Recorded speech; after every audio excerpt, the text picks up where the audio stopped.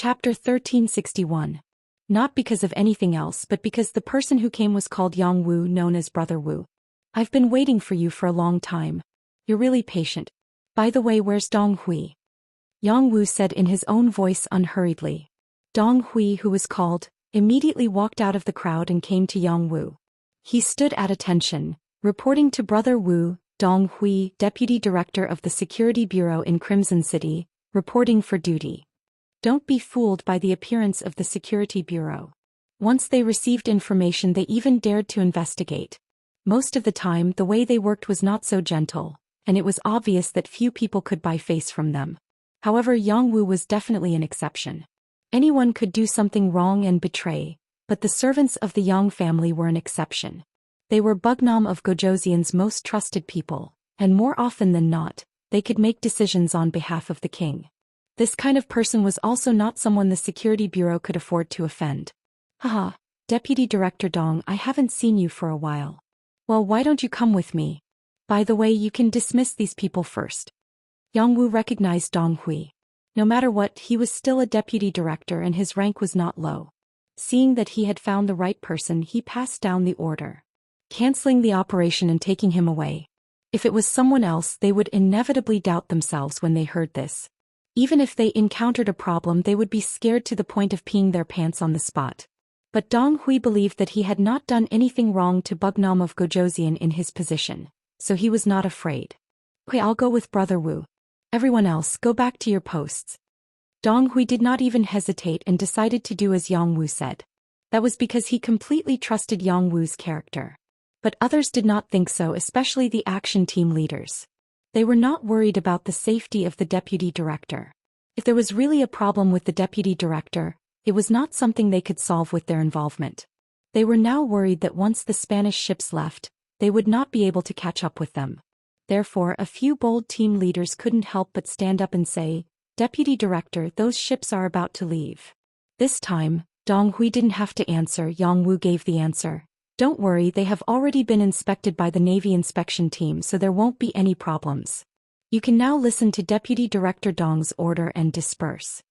Yang Wu even knew what they were looking for. This time Dong Hui felt relieved.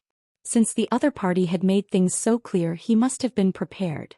Dong Hui no longer had any doubts and said to Yang Wu, "I'll have to trouble you to lead the way, Brother Wu." "It's no trouble. Come with me." Yang Wu was very satisfied with Dong Hui's performance. He was neither anxious nor impatient, nor did he have any guilty conscience, which was enough to explain a lot of problems.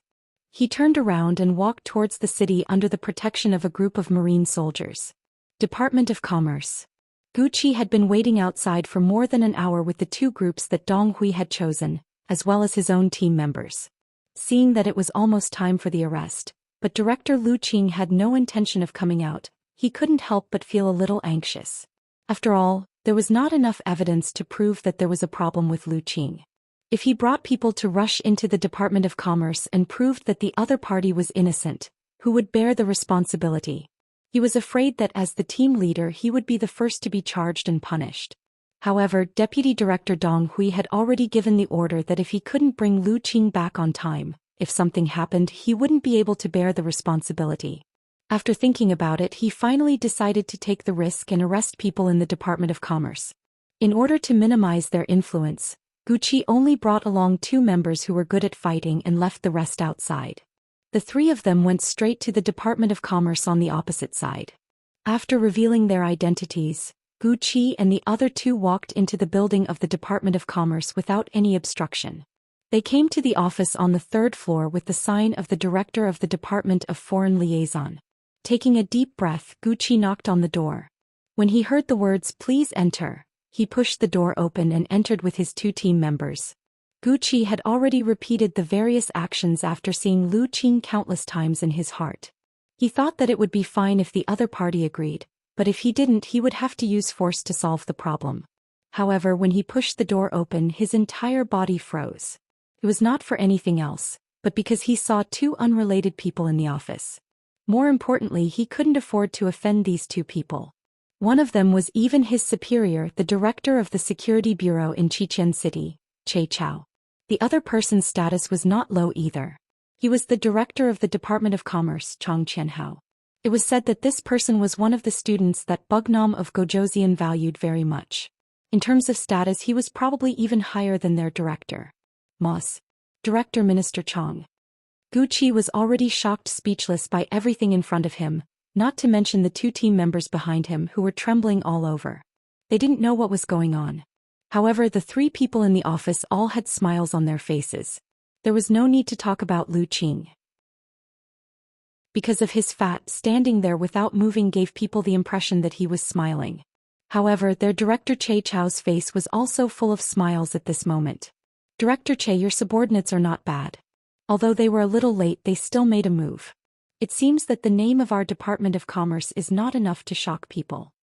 Chang Qianhao had a smile on his face and a hint of ridicule in his voice. It sounded like he was complaining.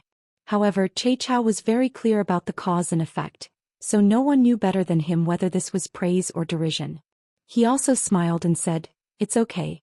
It would have been better if they could have rushed in faster." Gucci was stunned by the words of the two big bosses. Just when he was at a loss, Che Chao and the other two had already stood up. When they passed by him, Che Chao's voice was heard. "Gucci, tell your people to leave. Do what you need to do. As for you, leave with me." Whether it was the dock or the Department of Commerce, all the arrangements were over before they started. However, this ending was just another kind of beginning. When the two sides finally gathered in front of the palace, Yang Wu, Chang Qianhao, Che Chao and Lu Qing looked at each other and smiled. Only Dong Hui and Gucci were left with a confused look. Fortunately, they didn't have to wait for long. In a side hall of the palace, they saw the leader of Xianxia, Yang Chendong. Then the two of them understood what had happened. It turned out that Lu Qing didn't contact Garcia personally, but was ordered by Minister Chang Qianhao. Like the telescope, the bicycle, they were all taken out to gain the other party's trust. The facts also proved that Garcia did indeed believe them, which also revealed his ambition. In his greed, he actually wanted the construction blueprint of the rail car, which was enough to show how big his ambition was. What was rare was that this secret was unexpectedly found out by the security bureau on the way, which led to these things. Yang Chendong sat directly at the top of the hall. Below him stood the deputy commander of the Navy headquarters, Gao Xiong, a group of Navy officers, and a group of Army officers led by Leng Song. Of course, City Lord Yu Qian was also indispensable. He was the only person who had a seat, and he was also the one closest to Yang Chendong. Even if this was because Yu Qian was already very old, in his 60s, it was enough to show that Yu Qian was important in Yang Chendong's heart. Not bad. This time the security bureau reacted very quickly. "Director Che, your soldiers are good, continue to work hard," Yang Chendong said in a good mood. Being praised by Yang Chendong in public, Che Chao was so happy that he couldn't close his mouth. He immediately said, "Yes, thank you, sixth young master, for your praise. We will continue to work hard." Yang Chendong nodded, then turned his gaze to Chang Qianhao and Lu Qing. "Not bad, you used a good method to lure the snake out of its hole. This is what a student should do." Chang Qianhao was not so excited. Wasn't it supposed to be a student getting the teacher's approval? Yang Chendong nodded with a smile, then his gaze fell on the group of officers. His voice suddenly became sterner. "You all see it, right? Danger is everywhere. Don't think that just because we are so powerful now, no one will dare to target us. Let me tell you, there is no lack of ambitious people in this world. In their eyes, there is no right or wrong. What they want to do is right. In their eyes, there is no strong or weak. They are the strongest. With such people, if you don't work hard, you are falling behind. Sooner or later, you will be surpassed, and you may even become a prisoner." The stern voice made the faces of Gao Xiong, Leng Song, and others become very ugly. However, they could not explain anything. They immediately lowered their heads and looked like they were admitting their mistakes. During this period of time, Yang Chendong had seen and heard some unpleasant things when he was inspecting the army. For example, the officers in the army were very arrogant, as if they were the number one in the world. In their eyes, they were the strongest army in the world. It was a good thing that they did not find trouble with others. No one would dare to find trouble with them. Self-confidence was a good thing, but arrogance was a bad thing. If they failed because they underestimated the enemy, the military officer would be held accountable. This involved how many people would die after losing the war, how many families would be separated, and how many people's happiness would be affected. Based on this point, Yang Chendong would not only punish them but might even kill them. Based on Yang Chendong's understanding of the situation, the current Leng Feng army had this kind of arrogant mentality of underestimating the enemy. They believed that they had the most powerful firearms in the world, so they thought that they were superior and did not put any opponents in their eyes. Today, Yang Chendong decided to use this opportunity to remind the officers. If there were still people who did not recognize the reality, then he did not mind punishing some of them. It was better than losing soldiers on the battlefield and dying in battle. Chapter 1362. Leng Feng is strong because you have powerful firearms, the most scientific training methods, the nutritious meals that give you a good physique, and the unparalleled logistical support. But what if you lose these? If you also don't have enough to eat and carry broken weapons, how many more battles can you win? If we give you war horses, will you be able to defeat the 1st Cavalry Division? Can you? Yang Chendong's smile disappeared completely. When he looked at Leng Song and Gao Xiong, his face was cold. The 2 lieutenant generals were the first to lower their heads. The group of major generals behind them also hurriedly lowered their heads. At this moment, no one dared to meet Yang Chendong's gaze. Leng Feng wasn't that weak. Even if they didn't have powerful firearms, normal people wouldn't be their match even if they had swords. However, they were able to do this because of the special treatment they had received. The so-called special treatment referred to the most scientific training methods and the nutritious meals they ate. Leng Feng didn't need to worry about their daily lives. They had the best guarantee, whether it was food, clothing, shelter, transportation. Even their families benefited from it. Without any worries, the results of the training were naturally very obvious. But what if they lost all of this? How much of their fighting spirit could they achieve? Leng Feng's officers probably didn't know. Under the reprimand, all the generals lowered their arrogant heads. Many of them even broke out in a cold sweat. This was the effect Yang Chendong wanted. No matter what a person did, they had to have a string in their head. Without this string, they wouldn't have any fear. Their arrogance would grow and they would suffer a loss sooner or later. He didn't want to see Leng Feng suffer such a loss. Therefore he had to hit them with this stick. Look, even a merchant knew how to make up for his weakness. He knew how to steal the good things in Zhou Xian city for his own use. However, Leng Feng's officers were still arrogant. They thought they were the best in the world. If this continued, it would be strange if they didn't suffer a loss on the battlefield. After venting his anger, Yang Chendong's expression looked better. When he looked at the officers, his voice was no longer as harsh. Deputy Commander Gao, how's the map of the sea? Gao Xiong, whose name was called, shuddered. He took a step forward and said, 6th young master, the situation of the surrounding sea has been completely figured out. Now we have a detailed sea map of the surrounding 1,000 miles. If necessary, as long as the order is given, the navy can be dispatched and completely occupy this sea area. Gao Xiong was full of confidence when he said this. Over the years, the navy has rarely fought against foreign forces, but it's not like they didn't do anything. On the contrary, every time they patrol the sea, they try their best to perfect the sea map, including where there are reefs, where there are shoals, where is the most suitable place for landing, how long is the time difference between the appearance of typhoons, and so on. 1,000 miles? Far from enough. This answer didn't satisfy Yang Chendong. His goal was too far, so far that no one dared to think about it. Yes. Gao Xiong, who didn't receive any praise, trembled again. He could see that the 6th young master wasn't satisfied, but this was already the result of his best efforts. If he wanted to make the map more accurate and farther, he would have to deal with the fleets of other countries and get more information from them. However, at sea the map was like the root of life. How could those people be willing to hand it over? He had tried to spend money to buy it, but unfortunately the results weren't very good. With all kinds of worries in his heart, Gao Xiong didn't know what to do to satisfy the 6th young master. However, before he could express his difficulties, Yang Chendong, who was sitting at the head of the table, had already spoken. There are some things that we can't do on our own. If we can't do it, we can ask others for help. Things that can be done with money are naturally the simplest. If it can't be done, we can use force. There are still many people in this world who cherish their lives. If the whole Xianxia was not very rich because of its rapid development, then the navy didn't have so many worries. They controlled this part of the sea, and every time they went out to sea they would bring in a lot of income.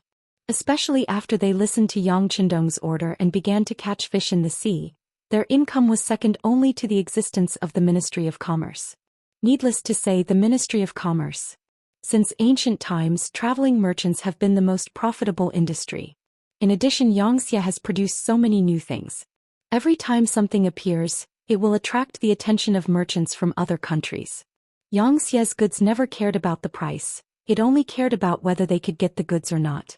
As long as a merchant can get the goods, they would make a lot of money. For this reason, the days of the Ministry of Commerce were naturally very good. Every year they would also pay a large amount of business tax to the city lord's office, allowing them to do whatever they want. In addition to them, the second in line was the navy. Unlike the rewards the army received after winning a battle, sometimes even if they won a battle on the ground, they still wouldn't be able to get anything useful. After all, humans were still too poor right now. The sea was completely different. Every time they went out to sea, they could bring back a large number of seafood from the sea. After processing, they would be transported to various places to be sold. That was an endless amount of silver.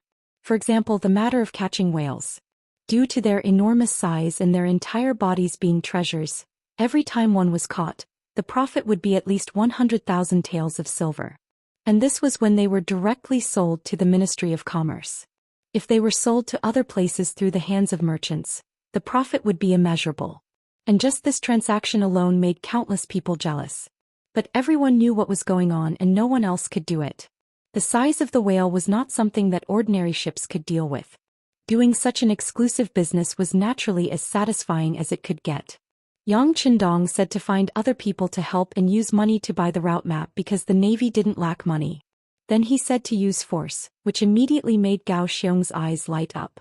Sixth young master, using force is naturally the best way. But in this way, I'm afraid that others will know our purpose, and I'm afraid that some places will be guarded. Guarded? Can a dead man still speak? Yang Qindong's mouth slightly raised and he coldly snorted. He never thought that he was very benevolent. In his previous life, in order to complete various tasks, he didn't know how many people he killed. Of course, the people he killed were people who deserved to die in his eyes. But if someone wanted to obstruct his great cause of unification, who didn't deserve to die? Not to mention that they were of different races. Not my race, my heart must be different. Gao Xiong understood the meaning of Yang Qindong and his eyes flashed with light. Sixth young master, this subordinate understands. Please rest assured that the Navy will immediately implement your instructions. The Navy will not be an obstacle to our expansion. Very good. Yang Qindong's face finally looked better, and then he said something that made everyone present excited. This king has decided to start the expansion of the sea in March next year. The Navy will be the main force and the Army will be the auxiliary force. The implementation will still be the same as on land. Every time we occupy a place, we will relocate the people there. In short, we must put the 5-starred flag in every corner of the world as soon as possible. At that time, everyone must give their full support. Yes. Everyone present understood the meaning of Yang Qindong in an instant, and one by one they answered in an excited voice. After talking about the military, Yang Qindong's eyes fell on Che Chao, Dong Hui and Gu Qi. He knew that they should have a lot of questions in their hearts. Qian Hao, you say it? Yes. The Minister of Commerce, Chong Qian Hao, cupped his fists and stepped forward. Then he recounted the entire story of Garcia's incident. According to Chong Qian Hao, Director Lu Qing went to contact the Spanish businessman Garcia under his orders. The so-called bicycle and binoculars were just chips to gain the other party's trust, including the rail car blueprint that was traded with the other party in the end. Now this person should have taken those blueprints to the sea and is on his way back to Spain. The marine inspection team appeared and detained the telescope and the bicycle, but they only took away the rail car blueprint. For Xianxia there was no loss. The reason why he did this was to send a friendly signal to Garcia. They are all friends and will not meet on the battlefield. Now it seems that the goal has been achieved. So that's how it is. This was also the first time Che Chao had heard of such a thing. Feeling that he had understood everything, he immediately smiled and said, "In that case, the blueprint that Director Lu gave the other party must be fake. Not only did you get the money, but you also gave the other party an illusion without any losses. Well done." Chong Qian Hao smiled and shook his head. The blueprint is real. If not, how can we let the other party see our friendship? What? It's real? Then this Che Chao's face turned ugly. If all of this was real, in his opinion the sacrifice was too big. Fortunately, Yang Qindong spoke at this time. It's nothing. Even if there is a blueprint, some things can't be built so quickly. Just the iron smelting alone is enough for them to prepare for a period of time. Of course, if they can really build it, wouldn't it be better? It would save us some trouble. When these words were said, everyone was stunned at first, but then they suddenly understood and nodded. Yes, the navy is about to expand on the sea. One day Spain will become a part of Xianxia. If they have any scientific results, wouldn't it help the entire Xianxia? Chapter 1363. After figuring out this point, everyone's expression became much better. Everyone had a deeper understanding of Yang Qindong's strategy. Garcia was probably still secretly happy at this moment, but if he knew that what he got was what Xianxia wanted to give him, and that he had successfully misled them, it would be too late for him to cry. Immediately secretly arrest Anthony and learn more about the situation on the other side of Spain from his mouth. At the same time, arrange for people to learn the Western language so that it will be easier to manage them in the future. Yang Qindong saw that the matter was settled, so he made a final conclusion. After saying this, he looked at Director Che Chao of the Security Bureau and nodded approvingly. This time, the Security Bureau reacted very quickly, which is worthy of praise. I will record this merit.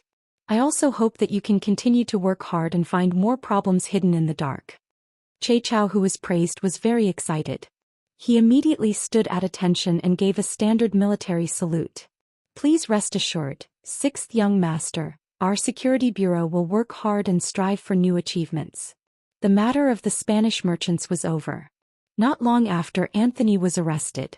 After the Security Bureau used certain means, he lowered his noble head and was willing to tell everything he knew. Not only that, the Security Bureau, with the help of the Navy, began to secretly arrest some other foreign sea merchants who came to Resin City. From their mouths, more and more navigation maps fell into the hands of the Navy headquarters, making full preparations for the battle at sea in March. Yang Qindong was still constantly monitoring and guiding the work of Resin City, guiding Yangxia's development with some of the vision and ideas of the future generation. At night he was busy in the palace. Now he only has a son and a daughter.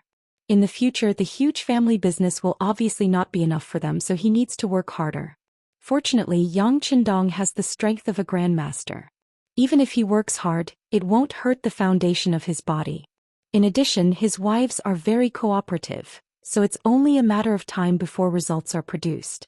On the grassland battlefield, although Yang Qindong was no longer there, the troops left there were still seriously carrying out the strategy of besieging the city. The results were also very obvious. If it wasn't for the arrival of winter and the heavy snow, the entire Yili Inner District would have been under Yangxia's control. Southern Ming Dynasty Department of Aristocrats. Zhu Huiqian's expression was a little unsightly. Zhu Huitu, who betrayed his elder brother and younger brother and became the king of 3 provinces from King Guangtong, finally realized that he had been fooled by Zhu Xian after more than 2 years. What does it mean to be in charge of military affairs but not political affairs? At first, Zhu Huiqian thought that as long as he had military power he could do whatever he wanted. But who would have thought that raising an army would require money, especially when he had 500,000 soldiers. Every month, even every day, his expenses would be enormous. If he hadn't reached an agreement with Yang Qindong, where he would give 200,000 Han people every year in exchange for the exclusive distribution rights of Yangxia's products in the 3 provinces, he wouldn't have been able to hold on until now. But even so, he still needed to supplement a lot of money from his own treasury. After more than 2 years, he felt that he couldn't hold on any longer. Zhu Huiqian gnashed his teeth in hatred and called his most trusted civil official Qin Tian to discuss how to solve the problem. Increase the amount of trade with the 5-star army. We will provide 400,000 Han people every year, but the goods they provide must also be doubled. After discussing for a while, Qin Tian finally came up with an idea. Good. Zhu Huiqian nodded heavily. I'll leave this matter to you. But this still can't solve the fundamental problem. Zhu Xian wants to make things difficult for me? Then I won't let him have it easy. Order people to pressure Xiping Wang Mu Bin and ask them for food. Secretly send people to contact the Bengal army and make them act as if they are pressuring us. I don't believe that old man will dare to disobey. Humph. Pressure Mu Bin. With his strong military power he could naturally force him to submit. Squeezing some food or even gold and silver was not a problem. But this would naturally cause Emperor Ingzong to be dissatisfied. If it wasn't necessary, Zhu Huichen wouldn't want to do this. But now he had no better ideas. Even if it made the emperor unhappy, he had to try it. After Qin Tian heard this, his face showed some hesitation. He wanted to say something to dissuade him, but he thought that there was no other way. Angering the emperor was better than not being able to live. He could only nod and agree. The moment Zhu Huiqiang made a move, the relevant telegram was immediately sent to the palace of Zhou Xian city. After reading the telegram, Yang Qindong was displeased. Does this Zhu Huiqiang only know how to contact foreigners to bully the Han people? Beta Persei, who had followed Yang Qindong for many years, immediately understood the meaning of his words. He immediately said, "Young master, don't worry. I will immediately arrange for people to warn the king of the 3 provinces. Yes, we have to warn him. You can tell him clearly that there is no problem with doubling the population and doubling the goods. However, if he dares to join forces with other countries to bully the Han people, there is no need for the Southern Ming Empire to make a move. My 5-star army will be the first to destroy him." If he had to say who he hated more between foreign enemies and traitors, it would definitely be the latter. Towards those who had no ancestors and no sense of nationality, once he made a move he would not be lenient. A telegram was in order. Very quickly, Xianxia's envoy received the order and went to meet the king of the 3 provinces on the same day. No one knew how the discussion went, but in short, the Bengal army quickly retreated from the border of the southern Ming, allowing the people there to have a chance to breathe. The 5-star army had already agreed to double the population and goods.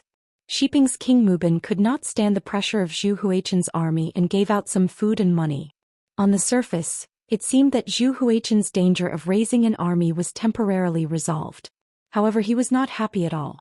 It was not for any other reason but because the attitude of the emissary sent by Yang Qindong was very bad and very threatening. What kind of person was Zhu Huichen? For glory, wealth, and power he was even willing to send his own brothers to the guillotine and was willing to betray them. How could such a person be willing to be threatened by others? Therefore, even though he agreed to Yang Qindong's request to not let foreign countries oppress the Han people, in fact he had already done so. However, after the envoy left, he smashed a few sets of porcelain bowls, one of which was expensive, his favorite tea set. He's going too far, he's going too far.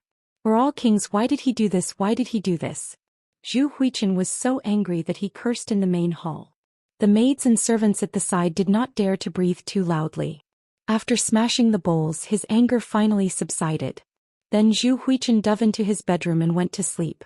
He slept until the sky turned dark and only woke up. After shouting for someone, the person who appeared in front of him was actually Qin Tian. Looking at his most trusted think tank, Zhu Huichen finally didn't show his displeasure.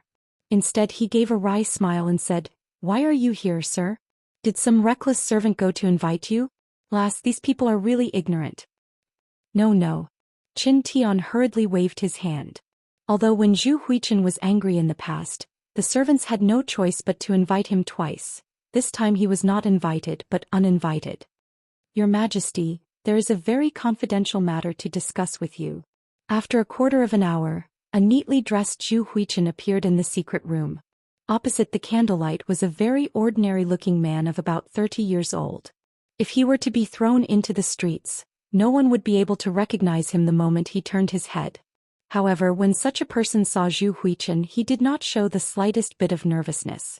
Just this boldness alone was enough to prove that he was not an ordinary person. "Who are you?" Zhu Huichen was displeased. If this person had not been introduced by Qin Tian, he was afraid that he would have been angry and punished. "This humble one greets your highness, the 3rd province king." The person was not angry or panicked. He first bowed and then opened his right hand, handing over a banknote worth 10,000 taels with both hands. Although a banknote worth 10,000 taels was not much, at least it made Zhu Huichen's expression look a little better. Of course, it was only 10,000 taels of silver. It was not worth it for Zhu Huichen to reach out and accept it. He just looked at the person curiously. One should not accept a reward without doing anything. Before he knew the purpose of this person's visit, he would not casually accept the money. The newcomer seemed to have thought of this long ago. He just grinned and revealed a simple and honest smile. If it wasn't for his previous calm and composed performance, he would have given off the impression that he was an honest farmer. This humble one is Immerse. I am here to clear your doubts. Immerse? Clear my doubts. What doubts does this prince have? Zhu Xian chuckled, and there was a hint of horror in his laughter. Immerse, who was not affected by Zhu Xian's laughter, spoke up. Your Highness, you have great ambitions. It is a pity that he Xingdong and Bugnam of Gojoseon's appearance overshadowed your glory. If you want to achieve great things, you have to get rid of Xianxia first. Now there is an opportunity in front of you. I wonder if you are willing to seize it. Zhu Xian naturally knew what he Xingdong meant. He had just been warned by Yang Chendong and was furious. Immerse had appeared. He had to admit that he had chosen the right time. But did he really think he was stupid? Before he could figure out the other party's background, he would not say anything that was on his mind or speak the truth. Ah. Zhu Xian just laughed and did not make any comments. Immerse still did not care about this. Instead, he put the banknote worth 10,000 taels of silver on the table and said, if there is an opportunity to get rid of Bugnam of Gojoseon, would you be willing to do it? Of course, before that you don't need to do anything. If Bugnam of Gojoseon is really in trouble one day, you only need to move your fingers and hit him when he is down. Your Highness does not need to answer this humble one's question. If there is an opportunity, you can decide whether to do it or not. If there is no opportunity, you can just bide your time. This 10,000 taels of silver is my master's sincerity. At least it shows that I am not a person who likes to talk nonsense. Okay, if there is an opportunity, we will meet again.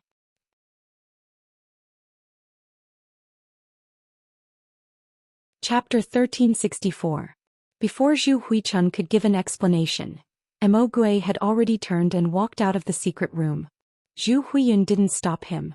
Why would he stop him? He didn't do anything and gave him 10,000 taels of silver. Even if he was crazy, Zhu Xian still liked him. If he could meet dozens of crazy people like him in a day, would he stop? Of course, Zhu Xian didn't think Immerse was crazy. Since he said so, something might happen. What he needed to think now was what to do when the opportunity presented itself. Qin Tian brought him here, so Zhu Xian naturally wanted to hear his thoughts. Minister Qin, what do you think? Your Highness, let's just pretend that nothing happened and do what we should do after receiving the banknotes. If it really is as this person said and such a day really comes, it won't be too late for us to plan for the long term. Otherwise, let's pretend we didn't see him. It's not a bad thing to take the money for free. No one would complain about having too much money. Although 10,000 taels of silver wasn't much of a problem for Zhu Xian, who had 500,000 soldiers, it was free. But after all, he had gotten it for free. Who would complain that it was too little? Zhu Xian nodded silently, obviously approving of this decision. But in fact he was very curious. This Immerse was obviously just a messenger. He had a master behind him. Who was this master? If he guessed correctly, the person behind Immerse must know him and Yang Chendong very well. How could it be a coincidence that Immerse made a move right after Immerse threatened him? Interesting. Thinking that there was someone who knew Yang Chendong so well and was secretly watching everything, Zhu Xian suddenly became interested. He even began to look forward to that moment.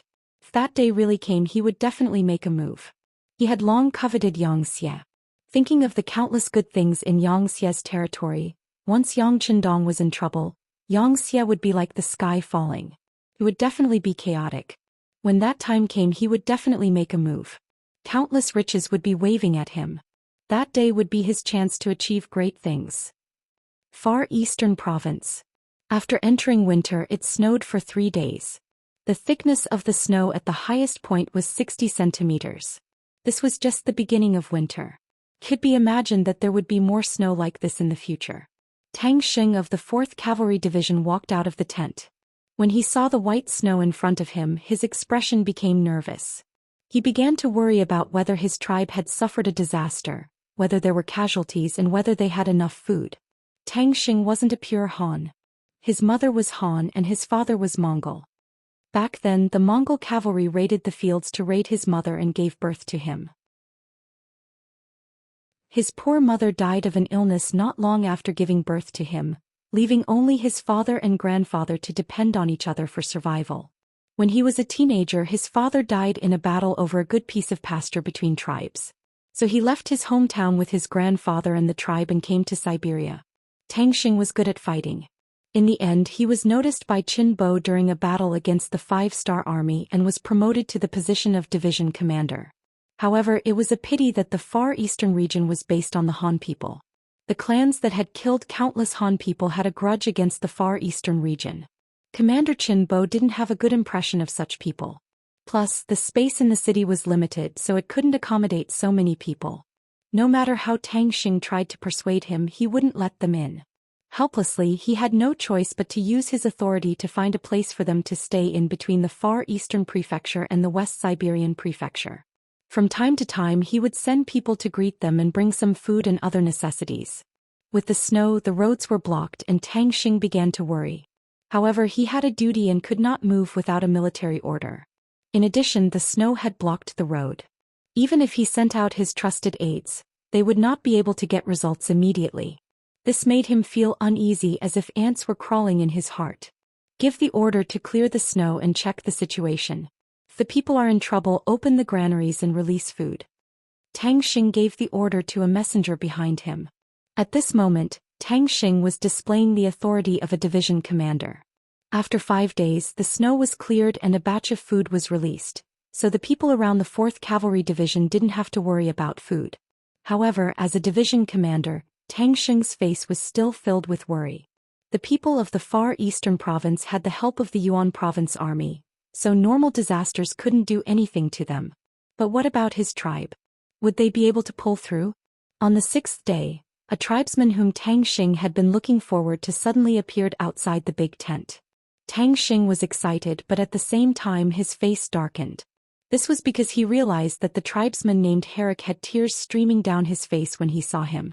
"Brother Tang, our tribe has been surrounded by Akmu. You have to save them." The winter in Crimson City was no different from usual.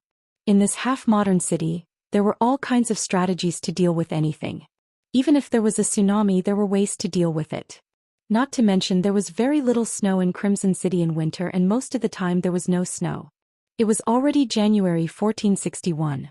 Under Yang Qindong's constant efforts, the 6th Madame Wan Xiaoyu was pregnant. And this was only the beginning. In January, they found out that the 3rd Madame Xiao Yuxue and the 4th Madame Dong Xianxia were pregnant. The Yang family's children were a great thing for the Xianxia people, so everyone's face was filled with joy. As the leader of the Xianxia people, Yang Qindong was naturally in a good mood. At night, he was busy with the concubines, and during the day he walked around the factories and schools, leaving traces of him everywhere. At the munitions factory's steel mill, the factory manager, Wu Gang, was showing Yang Qindong the cavalry sabers and war sabers made of fine steel. Wu Gang was a veteran of the Xianxia people. He started working with Yang Qindong in June 1448. After more than 10 years, his steel mill was constantly improving. In the past, he had produced some weapons that could cut iron like mud, but they were not used in the army. At that time, the Xianxia lacked iron ore and everything had to be cleared for the production of firearms, so the weapons in the hands of the 5-star army soldiers were not bad, but they were far from the best. The Xianxia expanded, occupied a lot of places and had more iron ore, so improving the quality of cold weapons became one of the important jobs of the steel mill. When Yang Qindong saw that the cavalry saber in Wu Gang's hand could easily cut ordinary swords, his face showed satisfaction and excitement. With such weapons, there would be fewer soldiers dying in the war in the future. The main cement factory. The factory manager, Jing Guang, led Yang Qindong to inspect the 36 workshops in the factory. Among them, 6 workshops and production lines were newly installed. With their efforts, the daily output of cement could reach 500 tons, but it was still not enough for the rapid development of the Xianxia. Manager Jing, we need to continue to expand the production lines. There will be many places that need cement in the future. Don't be afraid that no one will want it. I can tell you that even if your factory produces cement for 100 years, it will still be far from meeting the demand. If you need any help, you can apply to the Ministry of Finance. Yang Qindong knew the use of cement, whether it was building houses or building roads, it was indispensable. Now it could be digested as much as possible. Jing Guang certainly knew the newly established Ministry of Finance. which was established by Yang Chendong to reduce the pressure of Governor Yu Qian. Its role was basically the same as the so-called Ministry of Revenue. The first minister was Luan Shaochen, who was transferred from Yunnan province. Sixth young master, don't worry. I will go back and apply for more cement. Jing Guang promised. Not only do you have to make more, but the quality must also be guaranteed. The label must be up to standard and it must be checked layer by layer. If it is not up to standard, it will not be allowed to leave the factory. Yang Chendong's face was serious when he mentioned this issue. He knew very well what would happen if the quality of the cement was not up to standard. Repeatedly wasting money was a small matter. If the building really collapsed, who knew how many people would die? The main garment factory. The factory manager, Zhou Xian, accompanied Yang Chendong as he inspected the workshops one by one. Yang Chendong, who had just inspected the underwear factory and the garment factory, had a satisfied expression on his face. The style of the garment can be more varied, and it must satisfy more people's tastes. Yes. Zhou Xian looked at her son-in-law with a satisfied expression. If it wasn't for Yang Chendong's arrival, her family would probably still be living a hard life. As they spoke, they arrived at the military uniform factory.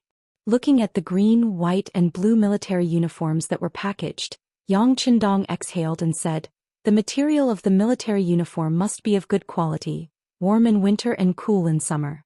Especially the winter clothes, the cotton inside must be of the best quality. We can't let any soldiers catch a cold or get hurt because of the military uniform." Sixth young master, please don't worry. All the clothes produced have to go through 3 inspection procedures. They don't know each other. We have also set up a reward system. Whoever finds a problem will be rewarded. If the problem is not found, they will be punished. This greatly increases their enthusiasm, so there won't be any problems. When speaking of this, Zhou Xian was full of confidence. These ideas were given by her son Luan Shaochen and daughter Luan Xiaoyu. How could they be wrong? Hey. By the way, mother-in-law, if you have time, you should go to the palace to see Xiaoyu. She is now pregnant, so she is a little nervous. You should go and comfort her. After talking about official matters, the mother-in-law and son-in-law started chatting.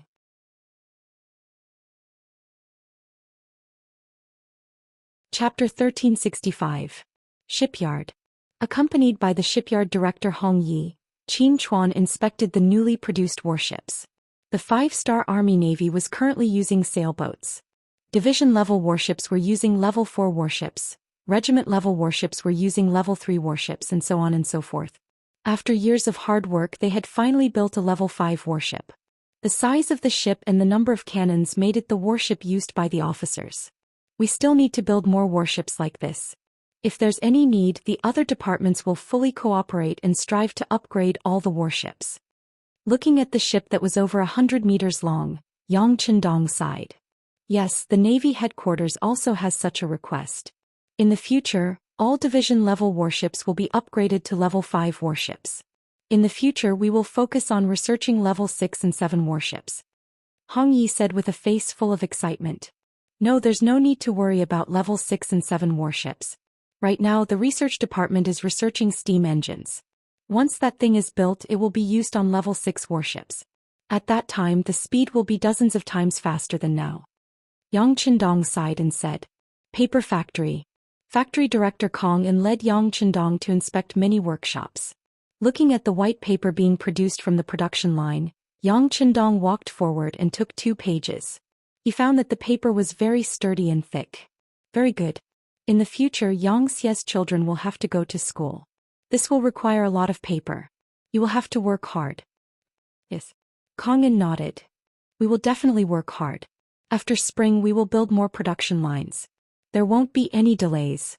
There must be no delays. Education is the foundation of the country. Only when the people have culture and wisdom can the country become stronger.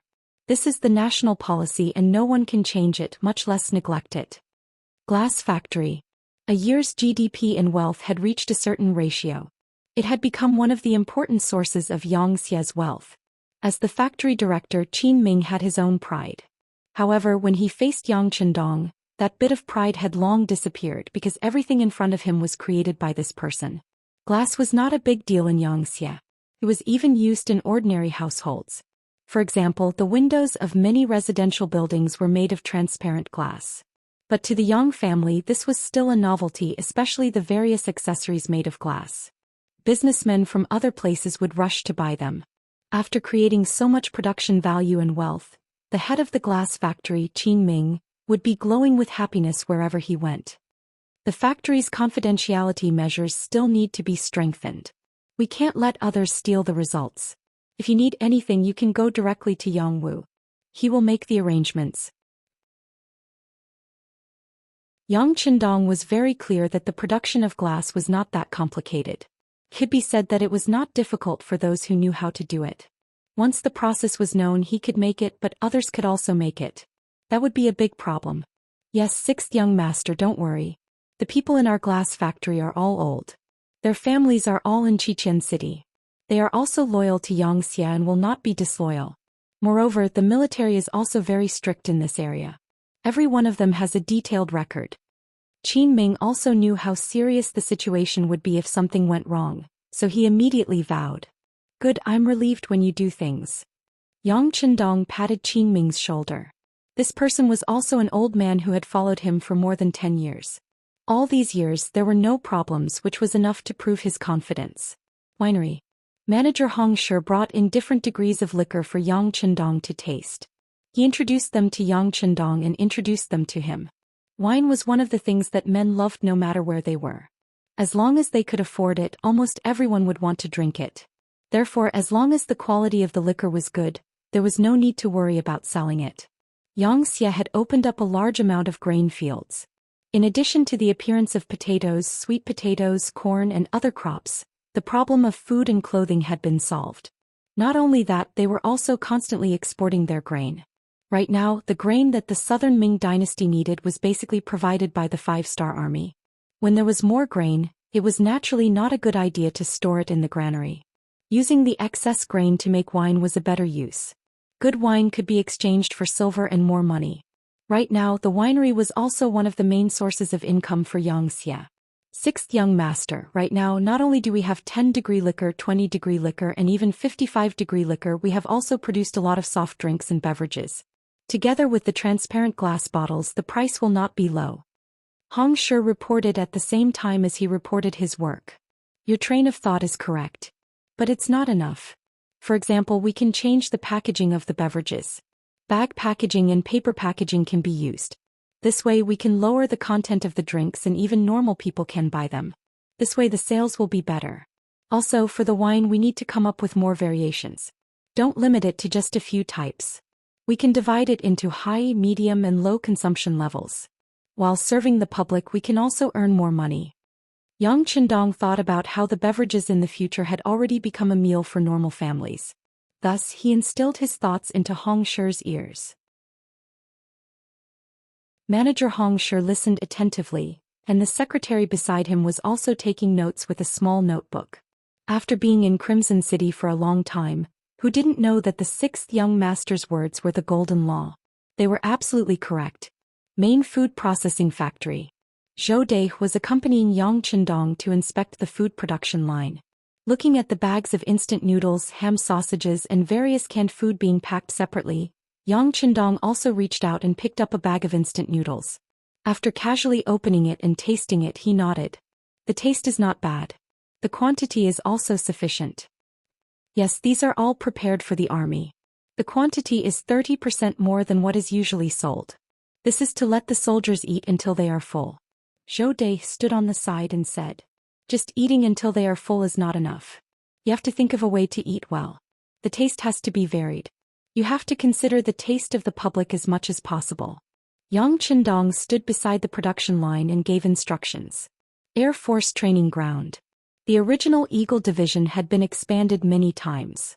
Although the current Air Force could not be compared to the Army and Navy, the number of people had reached tens of thousands. Coupled with their special mission, they had become a new powerful force that could not be ignored. The Navy commander Tian Yu had the rank of Major General. Wearing a sky blue uniform, he was accompanying Yang Qindong and watching the performance of the Navy soldiers. Dozens of hot air balloons rose into the air, carrying out the various orders given by the ground command. Time and space were sometimes low, sometimes left, sometimes right. After reaching the predetermined position, packs of high explosives fell from the sky, blowing up the original targets one after another. Individual paragliders rose into the air. Using the large or behind them that rotated like a fan, one soldier after another rose into the air. They could follow orders to the west or to the west to complete the high-altitude reconnaissance mission. The development of the Air Force started from scratch and it was not easy to reach the scale it had now. In this regard, Yang Qindong affirmed their work and also made a request. He also agreed to the request of Tianyu to lead the soldiers to participate in actual combat. From now on, with the addition of the Air Force, any enemy's so-called ambush would have nowhere to hide. They would also become the unique overlord of the sky. Yang Family Academy. The first vice principal Wang Si accompanied Yang Qindong to walk around the entire academy. When Yang Qindong did not return to Xichen City, Wang Si was actually the first leader of the academy. Under his leadership, the Yang family was constantly developing. It was different from the Great Ming Dynasty's knowledge, which was mainly based on the 8 classics, the 4 books, the 5 classics and other sages. The studies in the Yang Family Academy were divided into different categories: Chinese, mathematics, geography, science, biology, physics, chemistry, agriculture, labor and so on. The scholars of Xianxia had long been used to studying many subjects. This represented the comprehensive development of morality, aspiration, physical fitness, aesthetics, and labor. Only such a talent could have everything. Only learning Confucianism in the Xianxia had no future. So far, the Yang Family Academy had cultivated many talents for the Xianxia. Once the students graduated, those with excellent results would be quickly snatched up by various departments.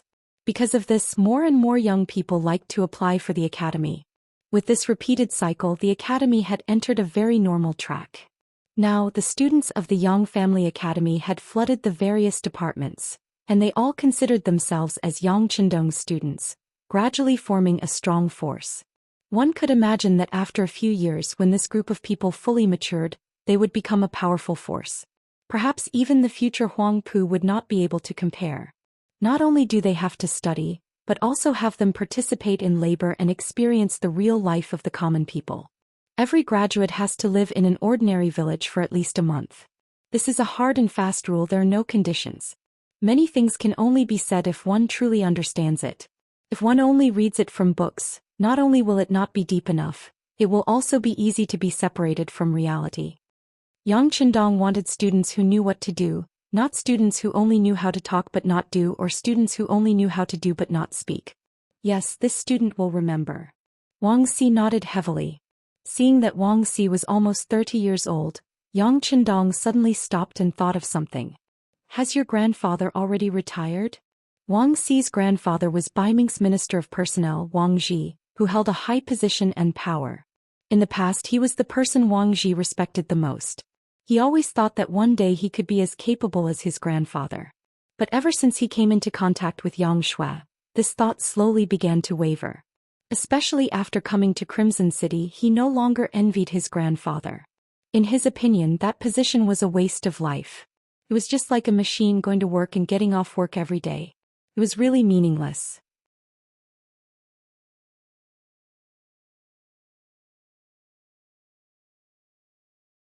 It was precisely because these martyrs were not afraid to shed blood and sacrifice that the Xianxia party was able to grow stronger and the people were able to live a better life. Anyone with a conscience would never forget these heroes who had sacrificed themselves. On the first day of every month, a large number of officers would come to pay their respects. Even during normal times, there would be people taking turns to come every day. They would either burn paper money or offer flowers to express their gratitude. According to the plan, the Navy would set off from the port and begin their journey of expansion. Yang Qindong brought all the officers here to let them receive a re-education of their thoughts. He wanted them to understand what their mission was, and to let them know that compared to the fact that they were still alive, it was already a very fortunate thing. In order for the people of Xianxia to live a better life, they needed to open up more land and territory. During this process, they had to display the spirit of not being afraid of hardships and not being afraid of death.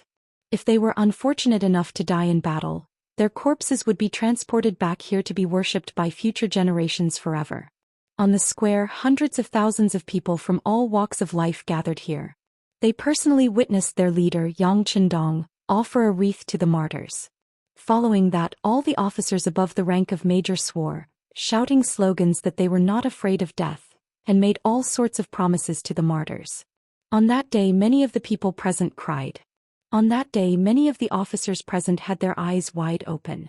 On that day Yang Qindong knelt in front of the monument and secretly swore in his heart that the martyrs would not die in vain.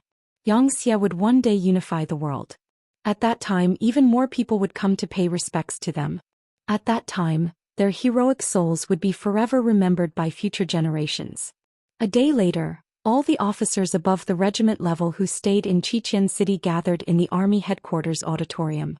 Yang Qindong personally taught them what the main contradiction was, what the secondary contradiction was, what the unity of thought was, what the united front was.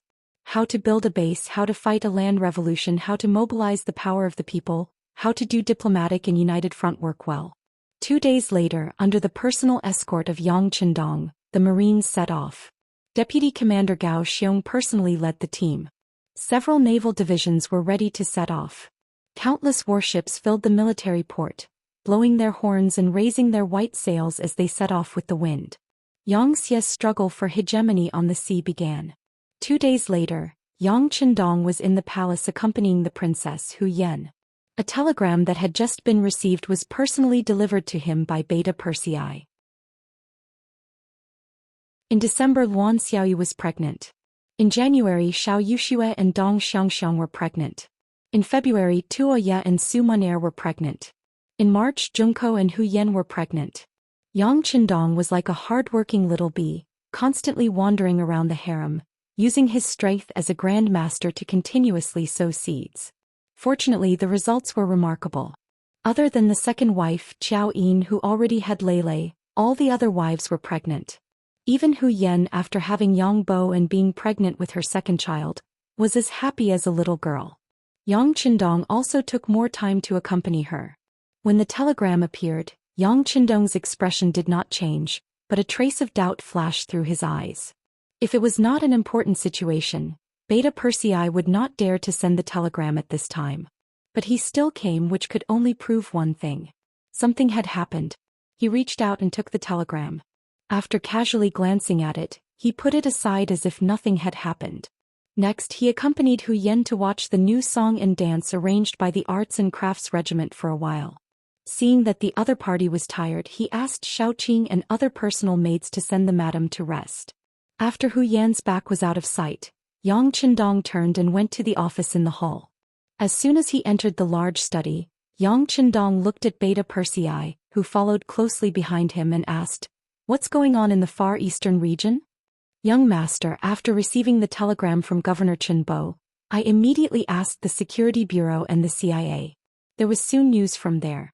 It should be that Tang Xing, the commander of the 4th Cavalry Division of the Far Eastern Army, suddenly rebelled and joined forces with the cavalry of a Siberian Mongolian tribe, Khan Hulahin, to attack the state capital of Arching. After a bloody battle, Governor Qinbo disappeared, and now the Far Eastern region is basically in the hands of Tang Xing." Beta Persei obviously came prepared and reported after investigating the specific situation. "Khan of Siberia? Tang Xing rebelled?" Yang Qindong muttered. After an unknown period of time, a cold voice suddenly sounded. "They are courting death." At this time, Xianxia was so powerful that others were afraid that they would find trouble with him. How could there be people who were so blind as to find trouble with him? There was also that commander called Tang Xing. He was in such a high position, yet he still rebelled. Yang Qindong really couldn't figure it out and was even angrier. However, there were some things that anger alone couldn't solve. What did Tiger's Mane say? Tiger's Mane's new army was in the beginning city, which was the closest to the Far Eastern region. If there was a problem there, they should have reacted immediately. Perhaps the army to quell the rebellion had already been sent out. This. Beta Persei lowered his head, his expression a little ugly. "What do you mean by this and that? I'm asking you, how many reinforcements are you going to send for the new army? Who will lead them?" Yang Qindong wished that he could give Beta Persei a kick. Why did it take so much effort to speak? Where did his usual straightforwardness and cleverness go? Beta Persei didn't dare to dodge Yang Qindong's kick, nor could he dodge it. He straightened his body and said, "Young master, regarding the matter of sending reinforcements, the officers of the new army have different opinions, so much so that Tiger's Mane can't force a decision." The so-called difference in opinions was still pleasant to hear. The truth was that everyone thought that the Far Eastern region was too poor and too far away, so there was no point in occupying it. Think about it, what did they get after occupying the Far Eastern region all these years? Other than the last time when the beginning city was in danger, Commander Chen Bo brought 4 cavalry divisions to help. He had always been asking for things. After careful calculation, with so much manpower, material resources and financial resources, not to mention 1 army, even 3 armies could be built. The beginning city had begun to be self-sufficient through its own efforts. Neither Tiger's Mane nor Yu Mian wanted to continue to ask for help from Qiqian City. They wanted true economic independence. The fertile fields on the grasslands and the various small factories in the city were where their confidence came from. However, they still had to provide the Far Eastern region with goods, which greatly dragged them down, making it difficult for them to become economically self-sufficient. Now that there was a problem, wasn't this an opportunity to shift the blame? This was also the reason why they hadn't sent any reinforcements even though they had heard the news from the other side. Beta Persei's words were vague, but Yang Qindong was very clear in his heart. However, he didn't blame Tiger's Mane, Yu Mian and the others for this matter. If he wanted to blame someone, he could only blame them for not having enough foresight and not knowing the benefits and importance of the Far Eastern region. Make the arrangements. After 3 days we will set off. This trip to the Far Eastern region, since no one is willing to do it, this young master will go personally. Yang Qindong said with determination. This wasn't a spur-of-the-moment decision, but the problem related to the Far Eastern region should also be solved. Not only that, but the problems of the Golden Horde and the Ross country should also be solved this time. Although he had given Chen Bo a lot of ideas, it seemed that the effect wasn't very good. As a mission in the future, he had been to the Far East region and knew the approximate location of some of the minerals there. Once the minerals were developed, the economic returns would definitely shock Tiger's Mane and the others. He wanted to use facts to tell some people that Yang Qindong's decisions had always been very correct.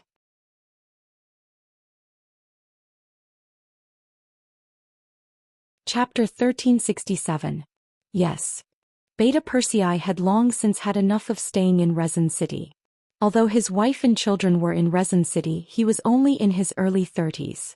It was not the time for him to retire yet. What he should do the most was to make meritorious contributions. Where would meritorious contributions come from? Staying in Resin City was just for experience. How could it be as strong as leaving this place and opening up new territories everywhere? Beta Persei excitedly went to make arrangements. Yang Qindong sat in the chair in the study room. After thinking about how many troops and supplies he needed to bring with him, he quickly got up. Since he was going to leave, he had to talk to the madam. Over the years they had always been apart more than together. Speaking of which, he owed them too much. No, he had already thought about it. When everything was on the right track, he would take the madam to walk around and accompany them. In the bedroom of the madam, Princess Hu Yan, Yang Qindong dismissed everyone. Even Yang Bo went out to play with the maids, leaving only Yang Qindong and Hu Yan cuddling together. Hu Yan had just been found to be pregnant. It was the time for her to stay still and not move. At this moment she was half lying in Yang Qindong's arms with a face full of happiness. "I'm sorry." After a long silence, Yang Qindong finally spoke. "Dong Shui, are you leaving again?" After just one sentence, Hu Yan's expression changed and her body trembled. But she quickly hid all her panic. Ever since she married Yang Qindong, she knew that her man was a man who could do great things. He must not be restrained by his love life. Towards Yang Qindong, the 8 madams each had their own way of addressing him. For example, the 2nd Madam Qiao Yin was used to calling him Young Master. The 5th Madam Tuoya was used to calling him War God. The 6th Madam Wan Xiaoyu liked to call him Big Brother. The 8th Madam Junko was willing to call him King, and the other madams called him Husband. Hu Yan had always called him Dong Shui. The nickname Dong Shui was given to Yang Qindong when he first showed his talent in biming. At that time he was famous for his talent and won Hu Yan's heart. "Yes, there are some things that have to be done. It's just that I'm really worried about leaving you guys behind." Yang Qindong didn't deny it. He was really worried. This time was different from the past. 7 out of the 8 madams were pregnant. How could a father be at ease? Don't worry, everything in the palace has been handed over to Xiaoyin. With Tai Qingyi, the head of the palace's guards, there won't be any problems. Dong Shuai, just do what you think you should do. This concubine will wait for your return in the palace. Although she was very reluctant, Hu Yan still spoke in such a magnanimous manner. This was the overall situation in the eyes of a woman. All right. Yang Chendong clearly knew that Hu Yan was comforting him. He couldn't help but use a bit of strength in his hands and hug the other party tighter. Yang Chendong was about to leave. Before he left, he quietly stayed with the madams for a while. He also called Xiaoyin and Tai Qingyi over and instructed them to absolutely ensure the safety of the palace. He also called Yang Wu over in front of the two of them and left an order. Without special circumstances, no one was allowed to enter the palace and disturb the madams. He believed that Yang Wu would know what to do after receiving the order. It was just 3 days and it passed very quickly. On the morning of the 4th day, the Navy's warship was already waiting at the harbor. Yu Qian, Leng Song and the rest of the army's higher-ups came to send them off. Mr. Yu, you have to take care of your body. Leave the small matters to the subordinates. You only need to decide on the big matters and grasp the direction. Yang Chendong held Yu Qian's hand and repeatedly reminded him. The reason why Yang Chendong was able to expand his territory outside was precisely because the headquarters had someone as big as Yu Qian to stabilize the situation. Otherwise, how could he be at ease at the front? Yes, Your Majesty, please rest assured. This subject understands. Yu Qian said with an excited expression. This time with Yang Chendong's return, the relationship between the two of them was clearly closer than before. Both of their political ideals gradually walked together, and there was no longer any gap between them. This could be seen from the way Yu Qian addressed Yang Chendong. Yang Chendong finally left and boarded the Navy's speedboat that had just entered service. From this boat out of Crimson City, it arrived at the port of Sea City in the 3 eastern provinces. Its speed was more than 2/3 faster than before.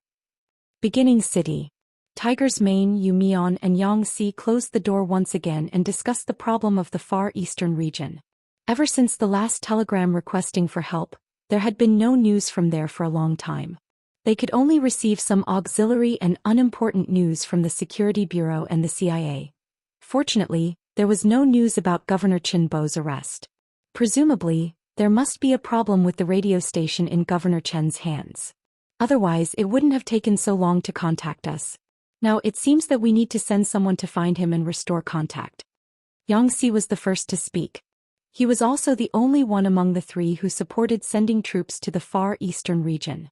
As a servant of the Yang family, the person Yang Si admired the most was Yang Chendong. In his eyes, as long as it was the young master's decision, it was the right thing to do. As long as it was the young master's decision, it was definitely the right thing to do. Since the young master was the one who decided to establish the far eastern region and invested so much, if something happened there, it must be saved and rebuilt. Saving people was a must. This was also what Tiger's Mane and Yu Mian wanted. However, if it wasn't to rebuild it, the two of them had some opinions. Seeing that Yang Si proposed to send people again, Tiger's Mane sighed and said, "We will definitely send people, but how many people to send and what kind of goal we want to achieve, we still need to discuss this matter properly." That's right. It's not difficult to save Governor Chen, but if we want to establish a foothold there again, I'm afraid that we won't be able to do it with too few troops. However, considering the difficulty of transporting supplies, if we send too many troops, the logistical pressure will be great. It's really difficult. Yu Mian also spoke. He spoke from the perspective of a city lord and from an economic point of view. Tiger's Mane was the new army commander, so his focus was more on military matters. He was particular about using the least amount of troops to obtain the greatest benefits. Just from this point alone, there was no need to fight for the far eastern region. Yu Mian was the same. From an economic point of view, investment and income were not proportional, so there was no point in rebuilding the far eastern region. The two of them still had the same opinion as before, so Yang Si, who originally wanted to say something, could only shut his mouth. All right, since that's the case, I'll send a report to the young master and ask the young master to make a decision. Yang Si didn't have any intention of fighting for it. He didn't want this matter to affect his relationship with Tiger's Mane and Yu Mian. However, he believed that once this matter was reported to the young master, there would definitely be a result. At that time, with the young master's orders, who would dare to disobey? The telegram was sent out, but what was puzzling was that every telegram was like a stone sinking into the sea. There was no reply at all. After a few consecutive telegrams without any results, Tiger's Mane and the other two couldn't sit still anymore. Regardless of whether it was possible or not, they should at least send a telegram. What did they mean by not asking? Without a definite answer, Tiger's Mane and the other two couldn't help but feel flustered. Did this mean that the sixth young master was dissatisfied? We can't wait any longer. We have to confirm the number of troops to send out. Tiger's Mane once again called the three of them together and said this. It was almost April. The road leading to the far eastern region had already been opened, and the snow was dissipating every day. It was time to attack. How many people should we send? How much logistical support do we need? Can we win in a single battle? Should we bring Governor Qin and the others back, or rebuild the far eastern region? How much financial resources and population do we need? Commander Tiger, please give me an accurate number so that I can prepare. As soon as Tiger's Mane opened his mouth, Mion's questions were thrown out one after another, causing him to choke and his expression to become more and more unsightly. Previously, Tiger's Mane and Mion had the same opinion. However, now that he hadn't received Yang Qindong's order, Tiger's Mane was a little uncertain. He couldn't stand the pressure and wanted to make a move. Mion was a little unhappy.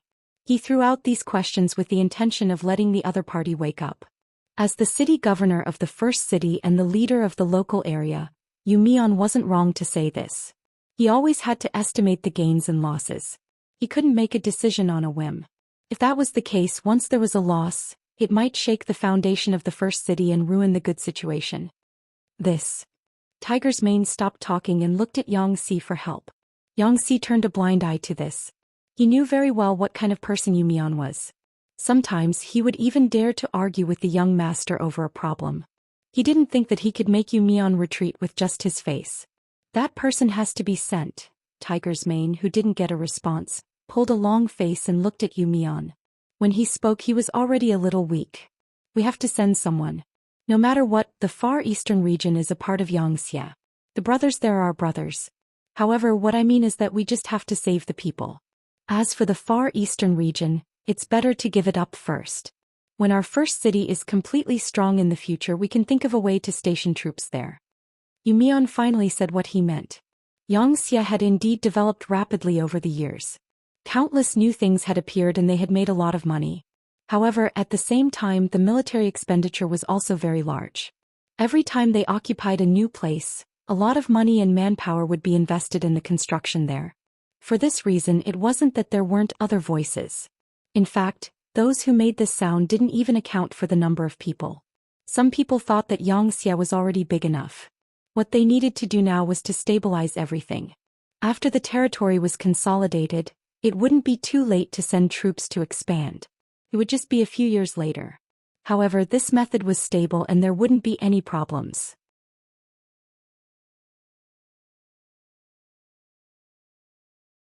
Chapter 1368. However, this voice had always been suppressed by Yang Qindong. He did not care if others said that he was militaristic, nor did he care if others said that he was a murderous demon king.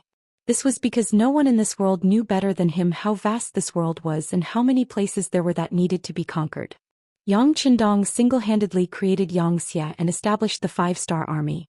If even his actions were questioned by his subordinates, one could imagine that if he could not conquer more territory in his lifetime, once he was no longer around and his successor was replaced, would he still have the courage and influence to unify the entire world and make the Han people the only ruler? Yang Qindong did not dare to think about it. He could only lower his head and do it. Fortunately, although the price to pay for occupation and expansion was not small, the businesses in Crimson City were diversified and the money they earned was enough to cover the expenses of the war. For example, provinces such as Vietnam and Laos, after being ruled for many years, had already reached a balance of income and expenditure. If they continued, they would be able to provide returns to Crimson City. Coupled with his powerful charisma and influence, no one dared to publicly criticize the expansion. Even he had to put in so much effort, so he did not dare to leave this matter to others. This was the reason why the primordial city had not sent out any reinforcements even though there was a problem in the far eastern region. After Yu Mian expressed his thoughts, Tiger's Mane could only nod his head in agreement after a moment of silence. All right, then why don't we do as City Lord Yu says? Without a better suggestion, although Yu Mian's method was a little conservative, it was safe. Before Yang Qindong's telegram arrived, it would be better to do as he said. Yangxi did not say yes or no. He was like a mute the entire time, not saying a word. He also did not understand what the young master meant, but his intuition told him that the young master of the far eastern region would not give up. Otherwise he would not have sacrificed so much over the years. Yangxi didn't say anything, so Tiger's Mane and Yu Mian made the decision. After some discussion, they decided to send the 101st Division out to assist the far eastern region. They wanted to find Governor Qin and bring him back. The 101 ST Division's commander was Lu Zhua. He was an extremely senior general. He was a calm and steady person, and it was more than appropriate for him to complete the rescue mission. They quickly came to a decision. The 101st Division was ordered to prepare for battle. 7 days later, the army would head north to the far eastern state. When an army set out on an expedition, it was necessary to deploy troops, allocate provisions, prepare equipment, clothing, and so on.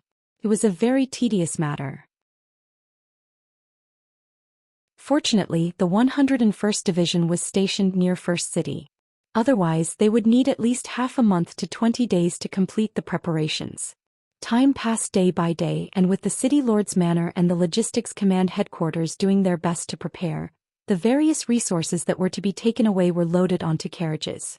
Because the journey was rather long and the roads were not easy to travel on, just the logistics alone had prepared a total of 1,000 carriages. It was said that this was only the first batch. There would be a second and third batch after that. The army set out. Along the way, the men and horses ate and chewed.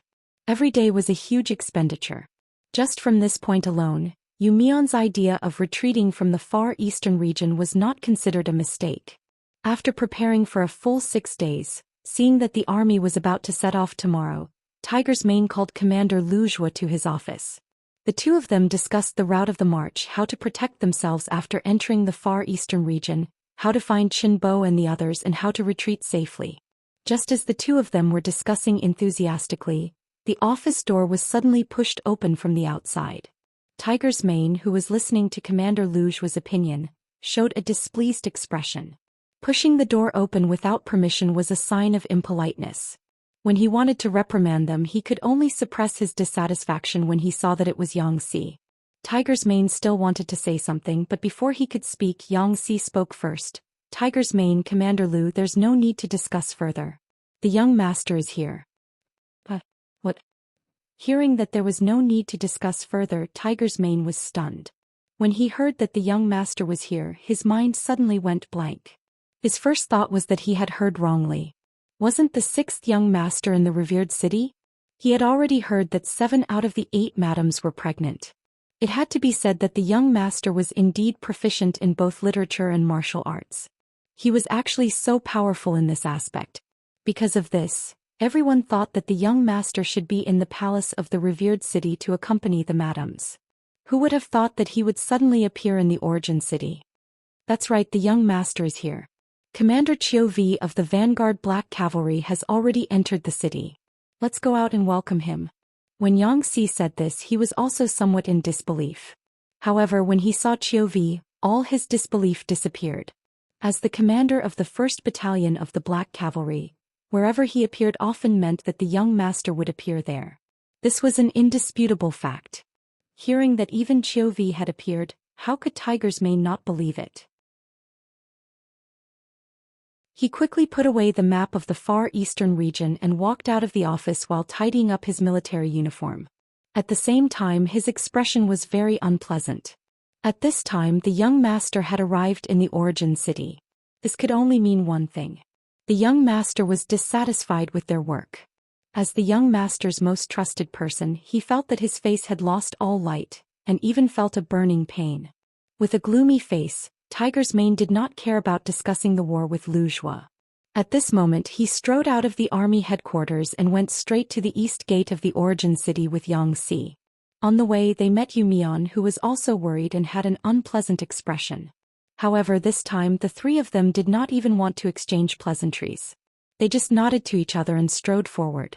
At the east gate, the travel-worn Yang Qindong appeared in the distance with the black cavalry. In order to rush for time, Yang Qindong and the others stopped their horses but did not stop. Along the way they changed their horses countless times and finally arrived at the origin city in the shortest time possible. Compared to the last time he left, Yang Qindong's face was also full of displeasure. Obviously, Tiger's Mane, Yumian and Yangxi's response to the problem of the Far Eastern region this time made him very dissatisfied.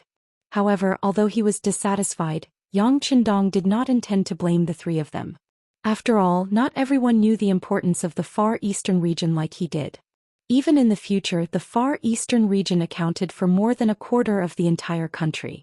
It was not an exaggeration to say that once it was occupied and stabilized, it would not be far from unifying the entire Russia.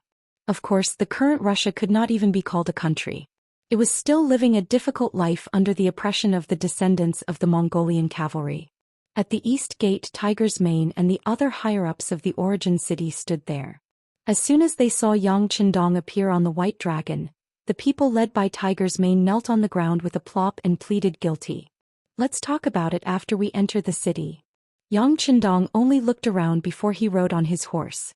This time he did not dismount from his horse and exchange greetings with everyone, which already showed his dissatisfaction. He could not blame these people, but it was necessary to give them some face. Otherwise, if he encountered such a thing in the future, he did not know what would happen.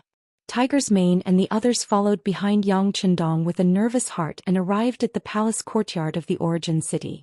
When the high-ranking and middle-ranking people were rejected outside the palace and only Tiger's Mane and the other two were left, they once again knelt on the ground with a plop. Beta Persei had already found a chair for Yang Qindong to sit down and then stood aside. This time Beta Persei was also very angry. The young master had requested the development of the Far Eastern region. He had also invested a lot of manpower and material resources and stationed an army there. When something happened there, the origin city was the closest. They should have sent reinforcements as soon as possible. Why did it take so long? No matter what reason they had, it was clear that they did not believe in the young master. Based on this point, Beta Persei had no intention of pleading for Tiger's Mane and the others. As the one who had followed Yang Qindong for the longest time, Beta Persei knew better than anyone else how powerful the sixth master was. Although his mind was also full of doubts about some things, it was undeniable that the young master's strength had completely conquered him. Even if the young master brought him and the two of them to rush into the Great Ming Palace, he would not be full of doubts like others. Instead, he would carry out his orders without blinking. Beta Persei's ability to execute and obey orders was something that Yang Qindong admired very much. Moreover, this person was also smart. He knew what could be said and what could not be asked. This was the main reason why Yang Qindong was willing to keep him by his side. Yang Qindong had no intention of letting the three of them get up. He sat there and listened to their reports. This was especially true for the northern Ming dynasty. When Yang Qindong left, he had already laid the foundation for everything. The defeat of Baiming's 400,000 troops had greatly damaged Baiming's arrogant momentum. In the end, they had to give in and sent Shi Heng to discuss reconciliation with Yumian. 1 million Han people had been sent over, and Gao Yu and the others were also sent back to Baiming's imperial court. Naturally, it was impossible for the soldiers who had surrendered to be returned. With people and a sufficient population, many things would be easier to do. The land around the origin city was once again reclaimed in large amounts. A large number of potatoes and corn were planted. It could be imagined that the origin city would be self-sufficient in terms of food in the future. His Majesty personally reported the matter, but there was no joy on his face. All of this was arranged by Yang Qindong before he left. He was just carrying out his orders and did not deserve any credit. Yumian had just closed his mouth after reporting when Tiger's Mane, who could not wait any longer, had already opened his mouth. "Young master, I'm guilty. Please punish me." About the Far East. Well, you don't have to worry about the problems in the Far East. The new army group will take good care of the origin city and be the logistics officers of the new army and the new 5 armies. Yang Chendong simply waved his hand.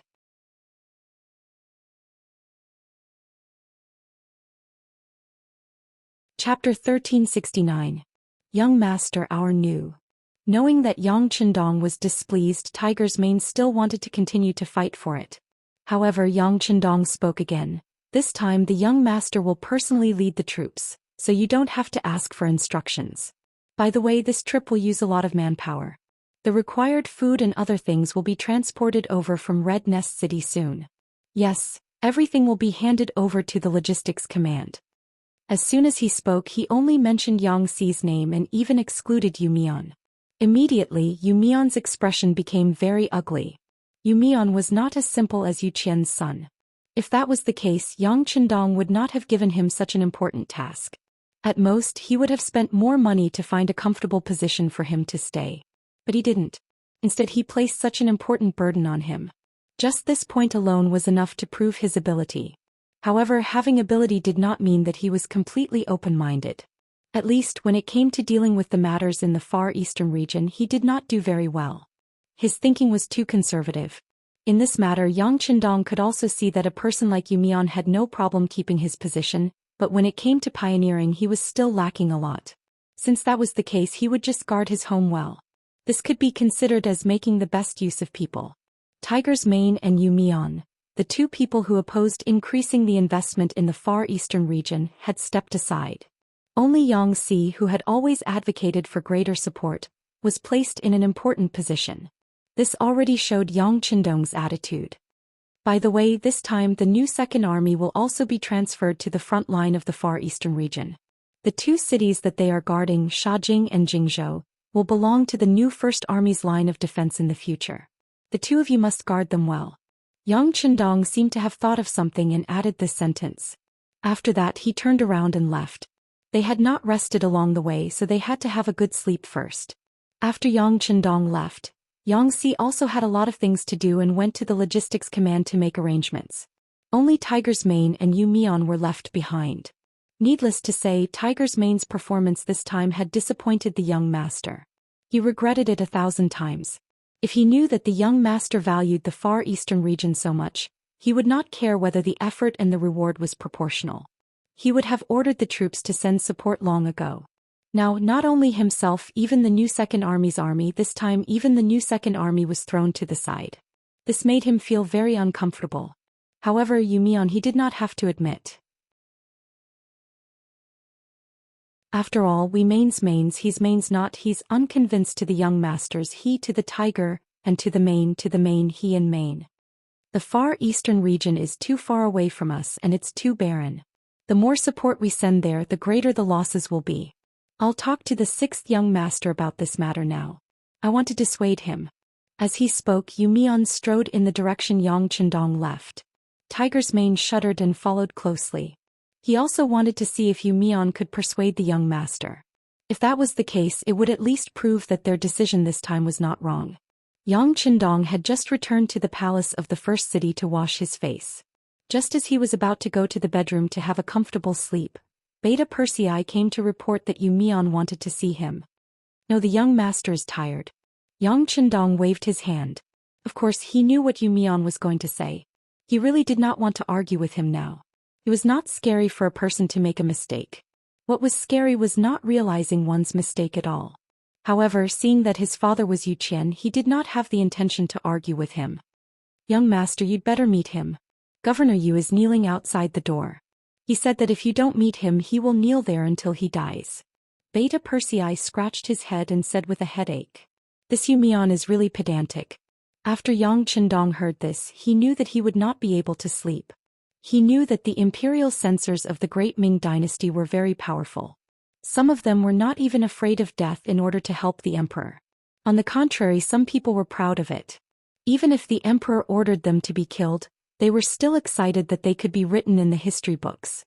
Yang Chendong could not understand this at all. If this was not lunacy, then what was? However, he had not experienced it in all these years, so he thought that it was just a legend. Now there was finally one. After a sigh, Yang Chendong knew that he had to meet this person. Let him in. Yang Chendong had no choice but to tidy up his clothes and said helplessly. Young Master Tiger Man is also kneeling outside. Beta Persei reminded carefully. Come in, come in. One was to raise, two was also to let go. Yang Chendong decided to meet them and see what they had to say. Beta Persei walked out after receiving the order. After a while, Yu Mian and Tiger Man walked into the hall. When they saw Yang Chendong, they knelt together. There's no need to kneel. If you have something to say, just stand up. Yang Chendong kindly dissuaded them. No, this time I must speak while kneeling. Yu Mian was like a stubborn donkey that would not turn back until it hit a wall. He raised his head and straightened his neck. Hey, if you want to kneel, then kneel. Yang Chendong looked at Yu Mian, who looked like he would die if he did not kneel. He was too lazy to care. As long as the other party was happy, he could do whatever he wanted. Finally, he could kneel on the ground. Yu Mian looked quite happy. He first straightened his body and then said, King, it was my idea not to send troops to support the Far Eastern region. It has nothing to do with Commander Tiger. This subject believes that the Far Eastern province is too far away. Moreover, half of the year is cold. There is no future for development in such a cold place. It is not worth investing too much in that place. Now that you have decided on the grasslands, you said that there are many mines near the beginning city. Now what we need to do is to stabilize the situation here, appease the people here, and open up grain fields and mines. We will win step by step. When we are strong enough, it will not be too late to think of a way to go north. King, it has always been a taboo for military personnel to go on an expedition. King, you can't put the army in danger because of your reputation. It is not worth it. As he spoke, Yu Mian knelt on the ground and kowtowed. With just a few kowtows, blood seeped out of his forehead. If not for Tiger's mane, who was at the side, who reacted quickly, the consequences would have been even more serious. This scene opened Yang Chendong's eyes. In the past, he had seen in some history books that some upright officials had done all sorts of courting death in order to make the emperor accept them. However, that was only limited to written records. In this life, he had become Bugnam of Zhou Xian, but none of his subordinates had done so. He had attributed everything to his own wisdom. Because he was wise, his subordinates would not oppose his ideas. But now Yu Mian's actions had let him know that even if he thought that something was right, others would not necessarily think that way. He sighed in his heart. Do you think that what is right must be right? Of course, Yang Chendong would not say such words out loud. It would hurt the hearts of his subjects, and it was not something a ruler would do. What he wanted to do now was not to reprimand but to reason. Using reason to convince the other party was using virtue to convince them. Ahem, Yu Mian, you said that the Far Eastern Prefecture is a bitter and cold place. Then let me ask you, wasn't the beginning city a bitter and cold place in the past? When we first invested in building the city here, who would have thought that this place would have such a day? Since the beginning city can create miracles, why can't the Far Eastern Prefecture? It's different, it's different. Yu Mian raised his head and said rather firmly, after all, the beginning city is only at the edge of the grassland. Whether it is by land or by water, it can be considered convenient. Moreover, this place has an extremely important military role.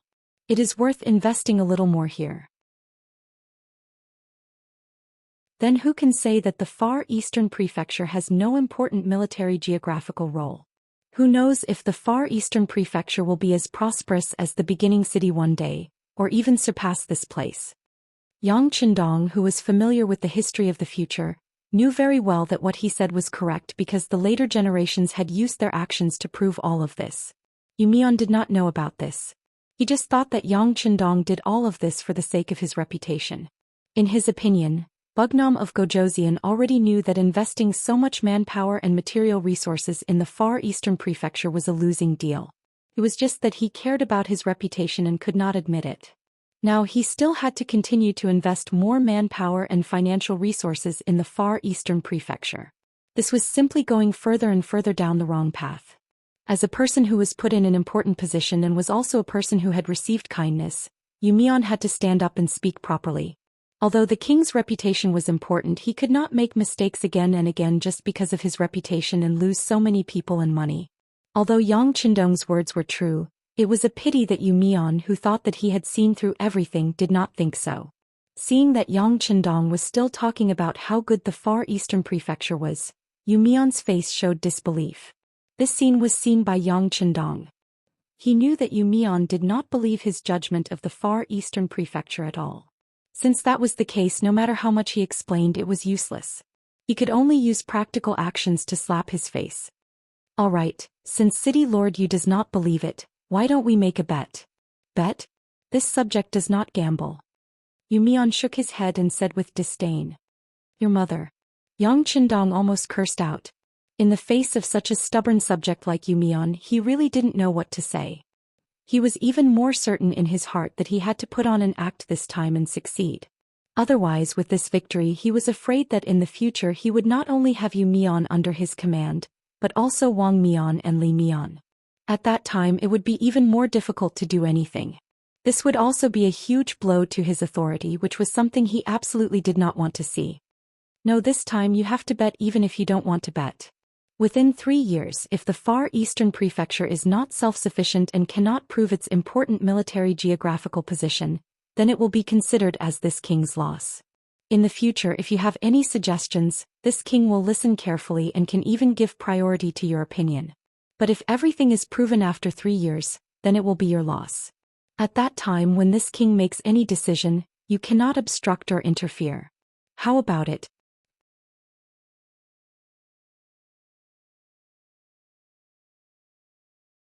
Chapter 1370. Yu Mian's problem had to be solved. Otherwise, there would be endless trouble in the future. Think about it. This time, even Tiger's Mane was persuaded by the other party. Yu Mian himself did not know what would happen next time. It was only a 3-year time limit. Could be said that Yang Qindong was going all out this time. At least that was what Yu Mian thought. It was only 3 years. So what if Bugnam of Gozhou caused trouble for 3 years? Once he failed, there would not be such a rash thing in the future. It was worth it no matter how one looked at it. As for whether the 6th young master would win or not, Yu Mian did not consider it. He was involved in every bit of the construction process of the first city.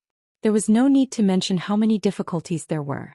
This was because the first city was not too far away from Liaodong and Baiming's capital, so he could get help for everything he needed. Of course, the Far Eastern region would also receive the support of Xichen City. With Bugnam of Gozhou around, perhaps they would receive more resources. However, so what? After all, it was too far away. Could it really be like the first city? At least Yu Mian did not believe it. No matter how one looked at it, this matter was worth a gamble. In the end, Yu Mian raised his head. Okay, I'll bet. After Yu Mian agreed to the bet, he could no longer interfere with Yang Qindong's every move. He finally relaxed, and the first thing he did was to sleep. No matter what he wanted to do, he had to have a good body first. This was a prerequisite. Just as Yang Qindong was about to fall asleep, news of his bet with Yu Mian had also spread. This was naturally Yu Mian's idea. He was afraid that Yang Qindong would go back on his word. He wanted to make this matter a reality. Yang Qindong did not know about this. Even if he knew, he would not care too much. Since he dared to say it, he was naturally confident that he could win. He slept all the way until night. When Yang Qindong woke up, he was full of energy. Beta Persei also took the opportunity to take a nap. When he saw that Yang Qindong had woken up, he carried a basin of water into the room. While his master was washing his face, he said, "Young master, Commander Tianhu, Commander Sherbei, and Commander Dai Kuo are all here. All right, summon them into the palace to discuss matters." Yang Qindong put down the towel in his hand, a confident smile on his face. After obtaining Yang Qindong's permission, the world's #1 cavalry division completed the task of expanding the army in a few months.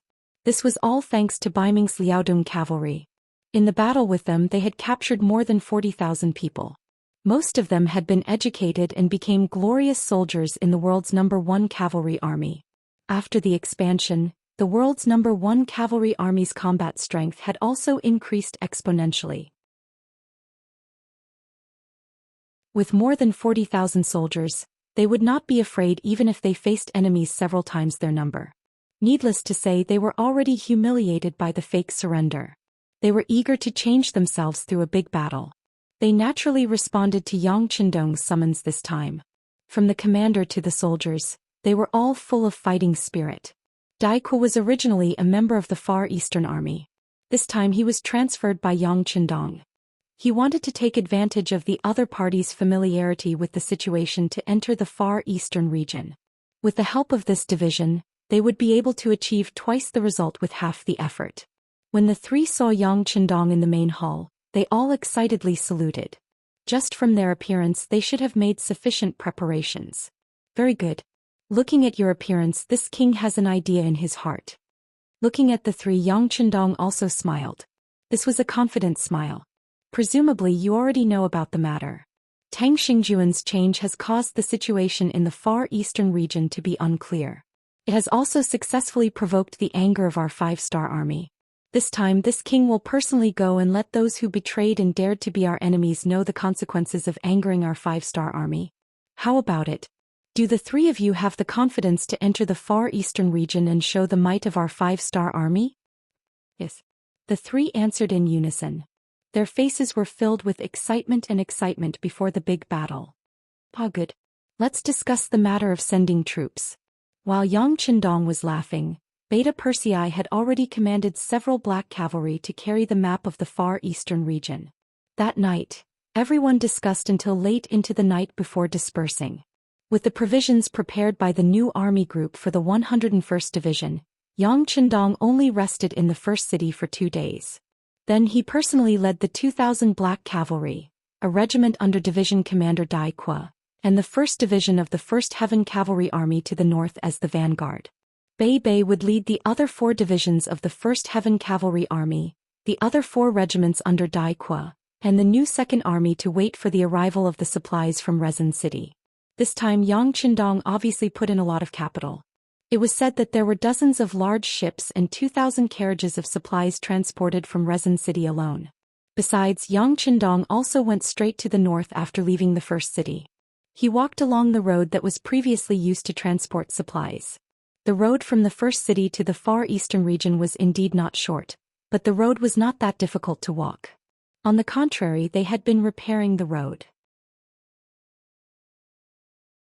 They even put in a lot of effort to lay railway tracks for some distance, so the speed of the army's progress was not slow. They walked 250 miles on the first day. This was naturally related to the fact that the vanguard army was lightly armed. However, if they did not have the foundation that they had previously laid, they would not be able to reach this speed.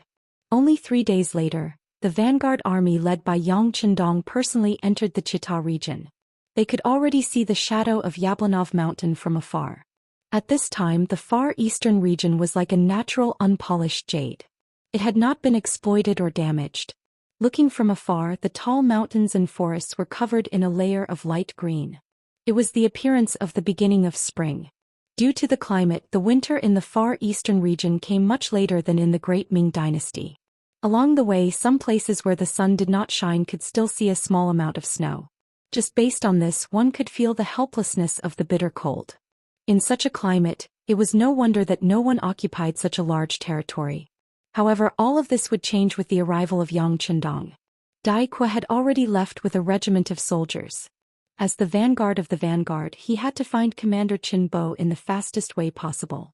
Relatively speaking, the vanguard army led by Yang Qindong did not need to be in such a hurry. They only needed to follow the marks left by the other party. As the army entered the mountain range, the road became more and more difficult to travel. In the past, he had only read on the telegram that 2/3 of the supplies sent to support the far eastern region would be consumed on the way because of the road and distance. Yang Qindong did not believe it, but after personally making a trip, he had a deeper understanding of this. He also finally knew why Yu Mian would take such a big risk to stop him from supporting the far eastern region. Is the road difficult? Full of difficulties?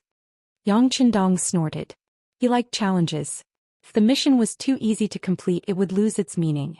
Just like in his previous life, sometimes in order to complete a task given by his superior, he could hide in a place without moving or eating for 36 hours. Compared to the hardships he had to endure back then, the hardships he was going through now were nothing. Send a telegram to Commander Shibi. Tell him to open up a path for the army. It shouldn't be too wide, but it should pass through the carriages first. If one wanted to be rich, one had to build a road first. This was a truth that could be used anywhere. The biggest obstacle preventing the development of the far eastern region was the transportation. If this problem could not be solved, then everything else was useless. After talking about the path, the vanguard army continued forward. After passing Yablonov Mountain, they saw the Stanov Mountain range. After a few days they saw the Arden River.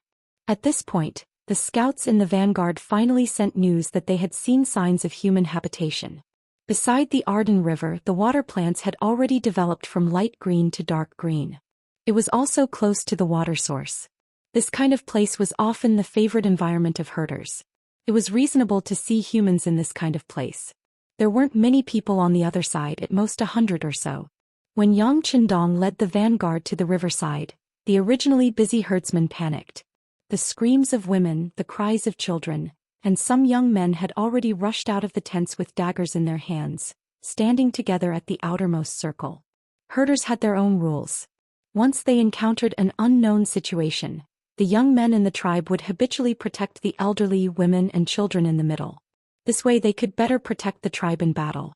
Under normal circumstances, even if these young men were all killed, the elderly, women, and children would not be in any danger. They would only become the slaves of another tribe. It was the same everywhere. If one wanted to survive, they would always need a large number of people. Sometimes, the result of leading two tribes directly to war was just to snatch the population. Sometimes, a woman would be snatched more than a dozen times from her youth to her old age, so much so that she would forget who the first leader of the tribe was. The sudden appearance of the 5-star army, each riding a tall horse and holding a sharp saber in their hands, caused the young men of this small tribe to show fear and powerlessness. When one side's strength was thousands of times stronger than the other side, there was no need to fight this war. This also caused them to feel despair. "Army, stop advancing!" Beta Persei shouted after receiving the order. As soon as his loud voice came out, the cavalry warriors of the 1st Division of the world's cavalry army all stopped.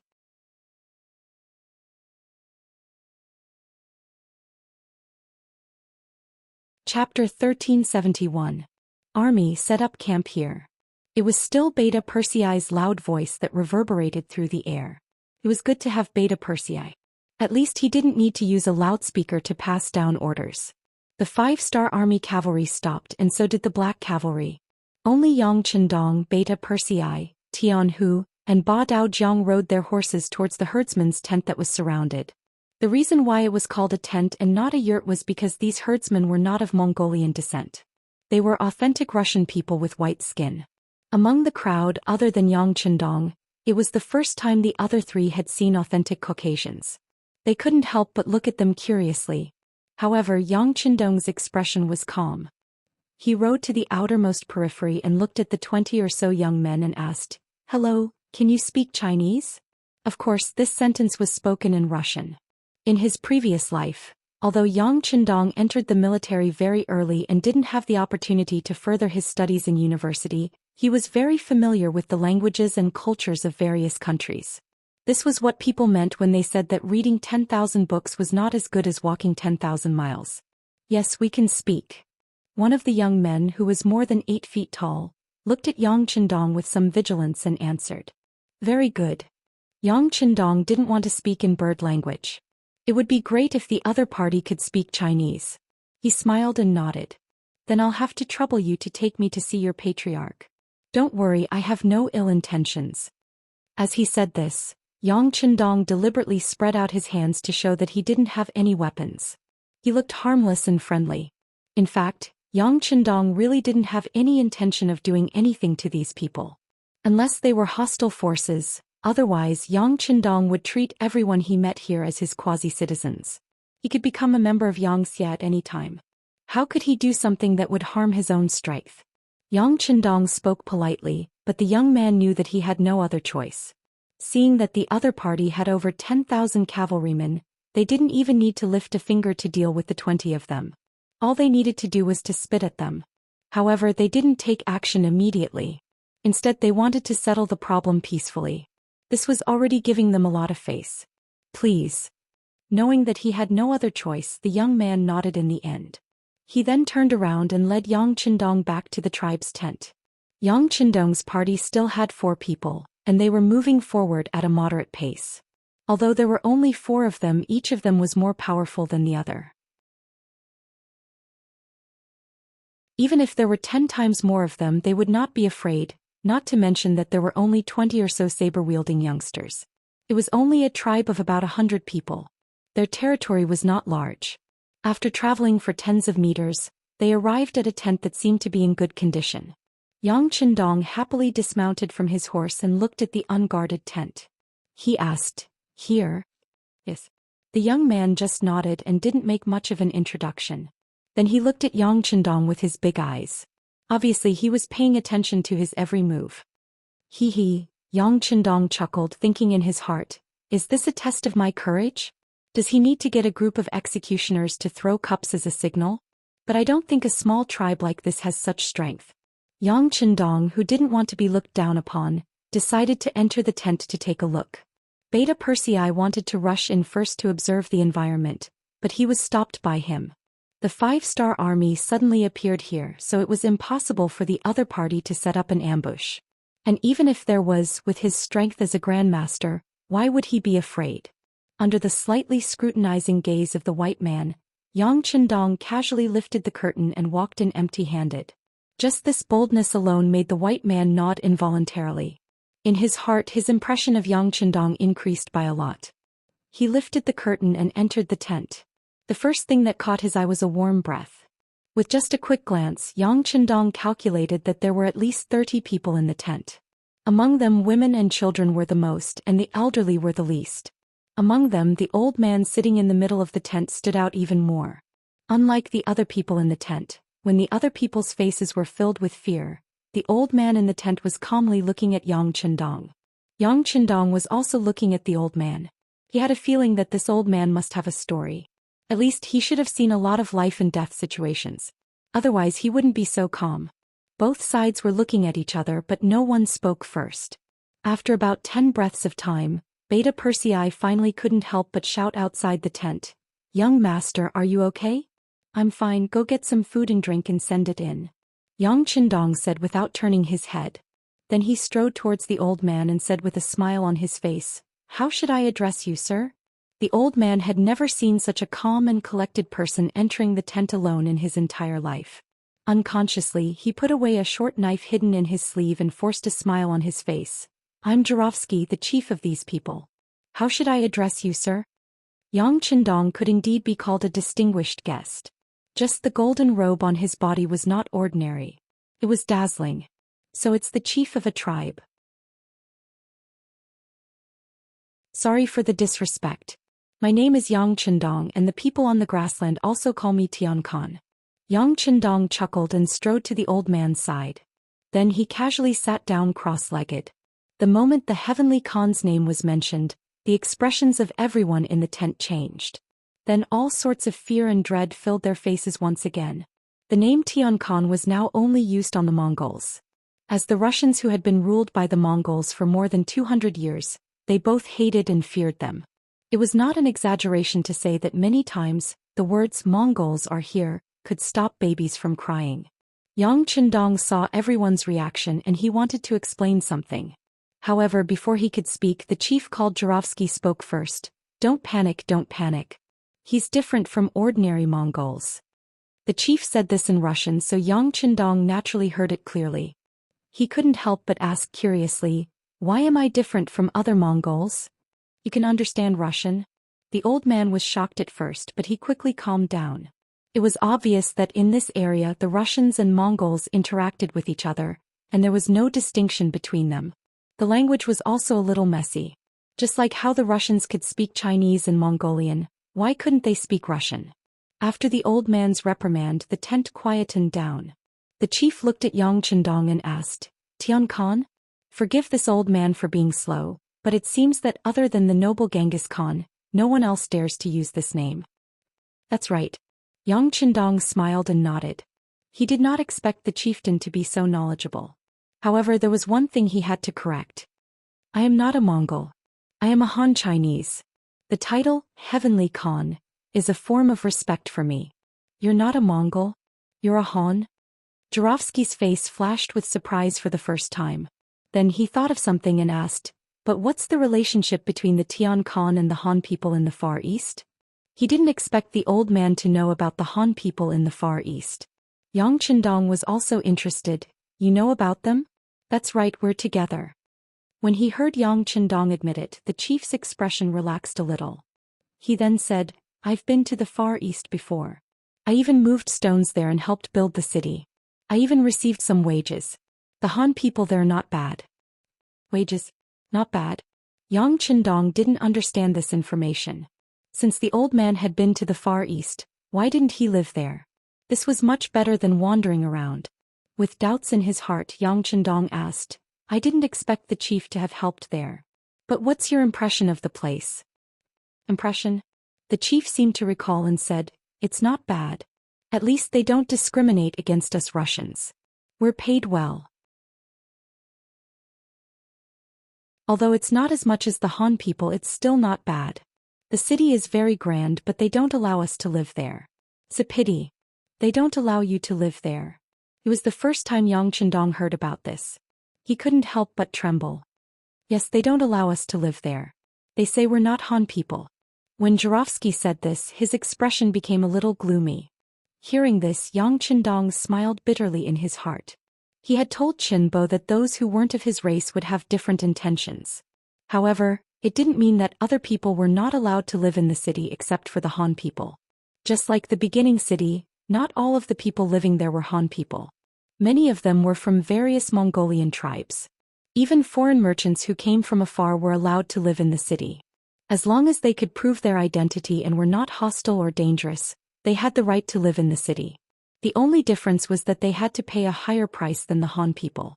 Yang Qindong knew why the Far East hadn't developed in the past few years. It must be because the policy was wrong. Speaking of Qinbo, his ability to lead an army and fight a war was not bad. However, he was better at persuading people. Otherwise, he wouldn't have become one of the earliest political commissars in the Cold Front. It was a pity that he didn't have the experience of building a city, nor did he have the opportunity to learn. He just did it based on his own ideas. It was inevitable that he would take a lot of wrong paths. He also didn't know how to mobilize the people and how to rely on the people to build a base.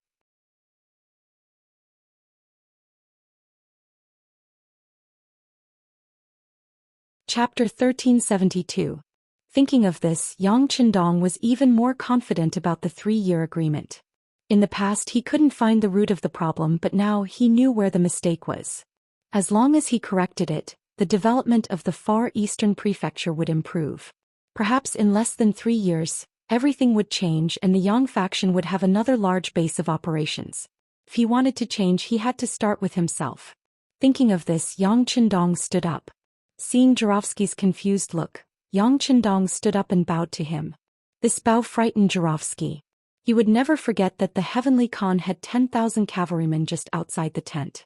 Now that he was on the chopping block, how could he accept such a great bow?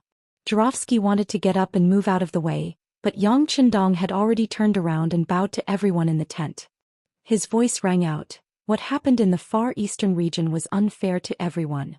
Since I, the Heavenly Khan, am here, I naturally have to change. Like this, if you want to settle down in the Far Eastern region in the future, you can come at any time. I swear in the name of the Heavenly Khan that when that time comes, as long as you are willing, you can live in the city. No one will chase you away. The so-called relying on the people to establish a base. It referred to uniting more people to fight against the enemy. Of course, it was not only the Hans who would unite, but also the local natives, the nearby Russians, and the Mongols who were willing to turn over a new leaf. In fact, uniting more people meant uniting more people who were willing to stop fighting, willing to work for peace, and willing to work for a better future.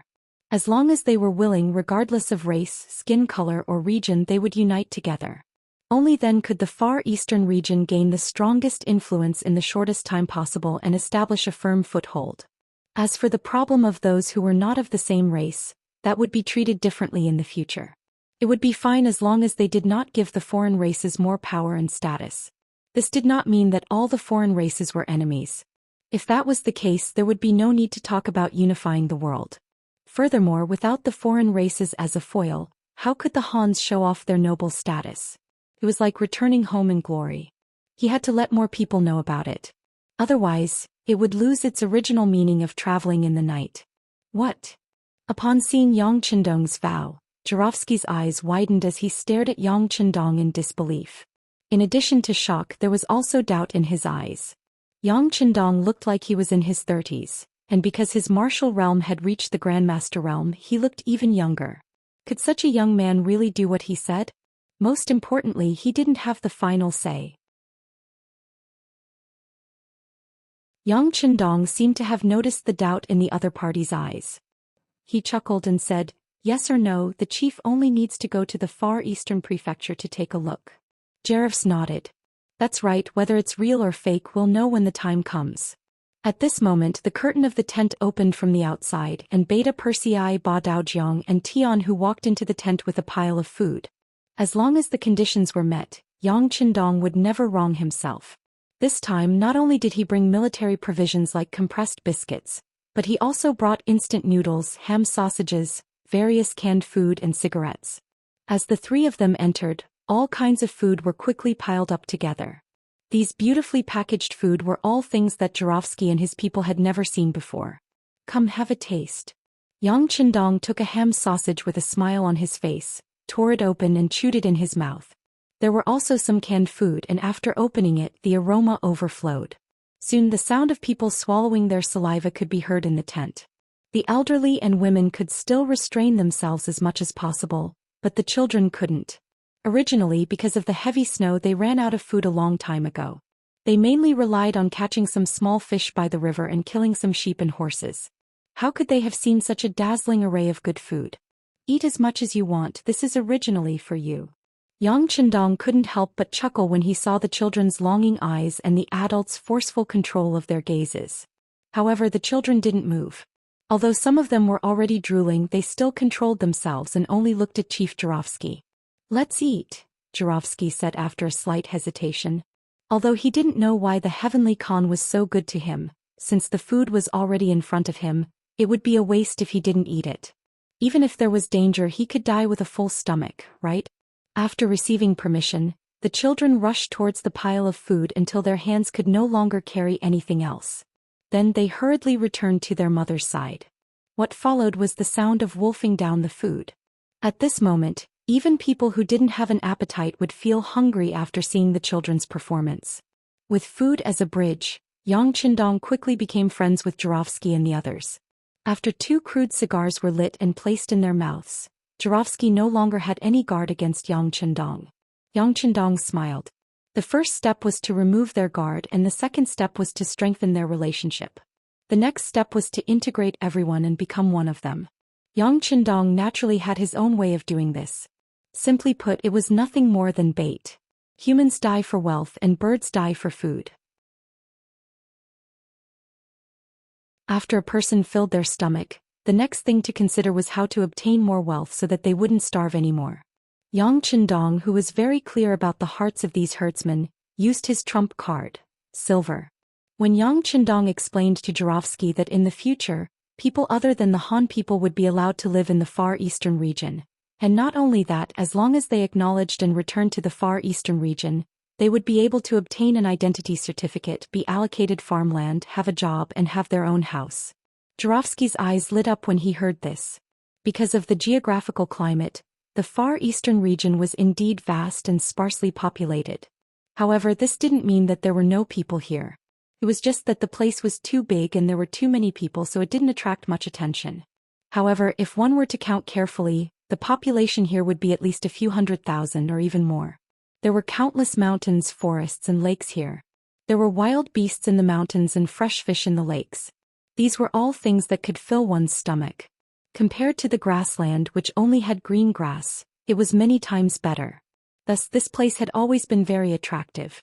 The reason why people didn't come here was because the winter was too cold and there was no guarantee of safety. However, if they had a place like the Far Eastern region, they would have their own house. Winter wouldn't be so cold and there would be more guarantee of safety. Thus, how could such a place not be attractive? After hearing Yang Chendong's words, Zhou nodded solemnly. "Thank you, Khan Tian. Don't worry, I will do my best to tell this good news to the other tribes." Yang Chendong was in a good mood after persuading Zhou without much effort. Then he casually asked if anything special had happened in this place recently. This was just a casual question. Yang Chendong didn't think that Zhou would know anything.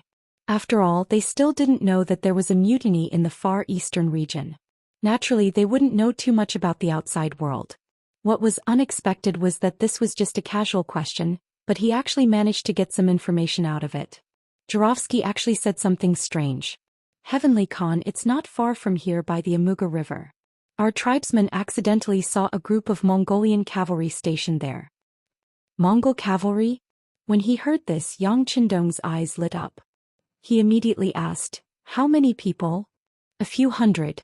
You can ask Nikolaev for the specifics. He was the one who saw it. After saying this, Jurovsky said something to a woman beside him. The woman nodded and left. Not long after, Nikolaev walked into the tent. Nikolaev was the leader of the young people who blocked the 5-star army. However, when he saw Yang Qindong this time, there was no longer any hostility in his eyes. Instead, there was only gratitude. He was oppressed and ruled by the Mongols since he was born. He lived like an ordinary person. Nikolaev's biggest wish was to be able to eat a full meal. Later he slowly grew up, but this small wish was never fulfilled. After marrying and having children with his wife, who was also of the lower class, he placed this wish on his son.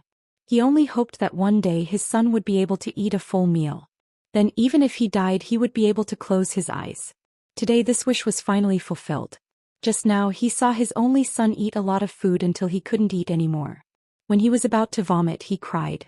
Ever since he was young, no matter what difficulties he encountered, even if he didn't eat for a few days, he had never cried. He still used all his strength to fight against fate. However, when he saw his son eat a full meal and his stomach bulge, he finally couldn't control his tears. He felt that his life was worth it. His wish was fulfilled. It was all thanks to Yang Qindong. Now that his benefactor had something to ask him, he naturally didn't hide anything. He told Yang Qindong about how he saw a group of Mongol cavalry a few days ago when he wanted to make something for his son to eat.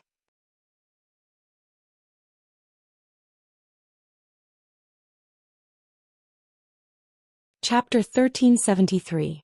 There are about 300 of them. Everyone is riding a horse and carrying a sword. They are like the Khan's soldiers. No, they are not as strong as the Khan's soldiers. Many of them look like they are emaciated and their clothes are old.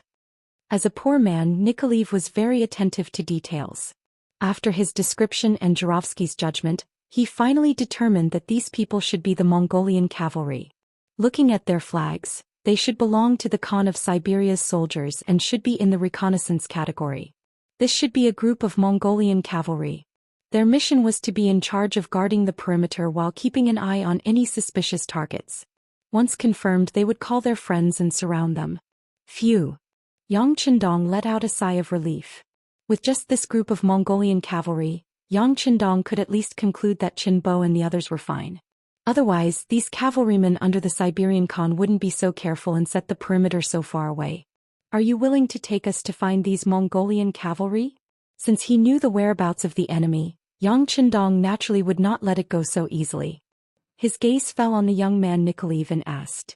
Nikolaev's face was a little nervous, but his answer was still straightforward. Yes, I am willing to serve the Khan. He did not understand the 5-star army, nor did he understand Yang Qindong. Nikolaev did not know what the consequences would be if he refused. If he angered the Khan, he was afraid that a simple order would be enough to kill all of his people. Good.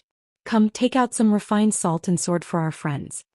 After Yang Qindong received a satisfactory answer, he laughed and waved his hand. Beta Persei turned around and left. Not long after, he brought the black cavalry to Chief Jurovsky with a few bags of well-packed refined salt and weapons. Refined salt, high-quality refined salt. Jurovsky unceremoniously opened the bag with the dagger in his hand. When he put his finger back into his mouth, he couldn't help but shout excitedly. In ancient times, salt and iron had always been the exclusive property of those in power. It was also one of the items that would not be exported or traded. And in remote places like the Far East, it was impossible to see them. Occasionally, some table salt would appear, but it was also coarse salt. Not only was its quality extremely poor, there were also many impurities in it. Good quality ones could be exchanged for several horses and sheep in one bag. Even so, it was not easy to get some. They were treated as treasures by the tribes. Yang Qindong had given him 4 bags and each bag weighed at least 50 pounds. That was more than 200 pounds and Jurovsky couldn't help but be excited. Jurovsky wasn't the only one who was excited. Nicholas and the others were also very excited. At this time when they looked at Yang Chendong, there was a hint of trust in their eyes. With just this salt and iron, what was the point of selling their lives to the other party? It had to be said that in such a remote and bitter place, a human's life was the most worthless existence. Sometimes for a mouthful of food, there would be people who would sell their dignity, strength and life. Yang Chendong was willing to give out these things. In a sense, Nicholas' life already belonged to him. Without disturbing the celebration of this small tribe, Yang Chendong left the place. While ordering the army to rest, he also called Commander Tian Hu over and told him to prepare to send out a group of cavalry to follow Nicholas to the Immerse River and take down the hundreds of Mongol cavalry. Just treat it as interest. Thinking about how the Far East province had suffered heavy losses from the surprise attack, a murderous intent flashed across Yang Chendong's eyes. It had always been him finding trouble with others. Since someone dared to provoke him, he definitely couldn't let them go. That night, this small Russian tribe didn't sleep at all. They surrounded the salt and iron just like that. Some of the young men also changed their rusty iron weapons under Jurovsky's orders and took out sharp cavalry swords. At this time, the things that Yang Chendong gave them were the hope of their tribe. They definitely couldn't lose them. Nicholas wasn't part of the people protecting the salt and iron. Not only him, but there were also 4 other people who didn't participate in the guard duty last night. Under Jurovsky's orders, they had a good night's rest. Today they would follow the Heavenly Khan to deal with the Mongol cavalry. When Yang Chendong walked out of the tent in the morning, he was also full of energy. After reaching the Grandmaster realm, Yang Chendong could sleep peacefully in any environment as long as he wanted to. This was one of the main reasons why he was full of energy. Tian Hu had already brought 1,000 cavalry and was ready to set off at any time. This time he was going to personally lead the army to kill the enemy, leaving behind Division Commander Taimur with a sad expression. Nicholas had breakfast with the soldiers of the 5-star army, and he saw a satisfied look on the faces of the 5 soldiers. To them, they had never eaten such a delicious breakfast in their lives, let alone enough to fill their stomachs. When Nicholas and the others looked at the 5-star army soldiers after breakfast, their eyes were filled with envy. Beside the Wuxia River, there were many military tents here, and from time to time, one could see men in Mongol clothing walking back and forth. Sometimes they would even patrol around the river. Just as Yang Chendong expected, this was the Siberian Khan's cavalry unit. Their mission was to be in charge of the safety of this area, and at the same time to see if there were any enemies from the Far East who escaped from here. However, their gazes were mostly on the inner side, and they did not pay much attention to the south of the Wuxia River. In their eyes, the enemy was in the north, not the south. As for whether or not someone would attack them from the south, it was not a problem for them to consider. There were 300 Mongol cavalry here. Although they were not elites, they were not something that anyone could target. For example, if Chieftain Jurovsky's 100-man tribe encountered them, they would probably run as far away as possible. If they wanted to face 300 Mongol cavalry who lived on horses all year round, they would need at least 1,000 cavalry to dare to take the risk. This was where Ahuchi's confidence came from. As the general of the 300 cavalrymen, he had never thought that anyone would harm him. All he thought about was how to find the Far East army that had escaped and then strike at them to gain merit. As such, when Yang Chendong brought 500 black cavalry units to the south of the Wuxia River, Ahiki, who received the news, did not panic. Instead, he calmly walked out of the tent. When his subordinates reported that there was a cavalry unit in black armor outside the tent, Ahiki did not believe it and thought that it was an exaggeration. No matter if it was in Siberia or the Far East, iron was hard to find. If a normal person could get a good weapon, they would be proud of it for a long time. Who would be able to make armor out of iron? That was not a waste but a luxury. Even the personal guards of Khan Hulahin only had leather armor on their upper bodies, which was already very enviable. With disbelief, Ahiki walked out of the tent. As expected, he saw a sea of black armor and his eyes were filled with greed. Even though there were 500 cavalry, far more than the 300 he brought with him, there was no fear in his eyes. However, there was no trace of fear in Ahuchi's eyes. Perhaps it was because he had not had an opponent for many years, but he was used to treating everyone as prey. Even if there were 500 Black Knight Dragon Guards, he still thought the same. He was already used to treating this area as his own backyard. Ahiki did not think that there was anyone he could not defeat. Even if there were more enemies than him and their equipment was better than his, it was still the same. War is not about who has better equipment. Ahiki muttered to himself. He then raised his right hand above his head and shouted, "All troops gather." The 300 Mongolian cavalry had already gotten on their horses. When they heard the general's order, they quickly gathered around Ahiki in groups of 10. It was said that small details revealed true ability. Just based on how quickly the Mongolian cavaliers gathered together, this was a group of well-trained cavaliers. This was especially so when there was a rare look of fearlessness in their eyes, and this was something that was rarely seen among the five-star armies. Haha. Yang Qindong, who was riding on the white dragon, also laughed. He did not think that there was anything special about this Mongolian cavalry. He had seen many such opponents, and the strongest was the Walla cavalry led by Yes Hen. But what was the result? Didn't they still lose at his hands? They had once looked down on the five-star army, but reality would give them a slap in the face. He also did not think that this Mongolian cavalry was that strong. Young Master. Yang Heir, who had been following Wang Chong from the side, had an excited expression on his face. It was rare for him to encounter an opponent who did not run away. Although there were only 300 of them, they had successfully aroused Yang Heir's fighting spirit. I'll give you 100 long way. Go. Yang Qindong said casually as if he was talking about something very normal. The black cavalry moved out. Under Beta Persei's lead and Ba Daozhang's support, a group of 102 cavalry jumped over the Immerse River and headed straight for their target. Nicholas and the other 4 also wanted to urge their horses forward, but they were stopped by Chou Wu, who was standing at the side. This made the 5 of them puzzled.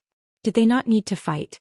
After Yang Qindong took out a large amount of salt and iron to give to his tribe, Nicholas and the other 4 had already sold their lives to the 5-star army. They were even prepared to be members of the 5-star army. This was the rule. After receiving benefits from others, they naturally had to work for them. You're tuning in to the Zhou Xian's Legacy YouTube channel. Don't forget to subscribe and join us on this journey to catch the most captivating stories.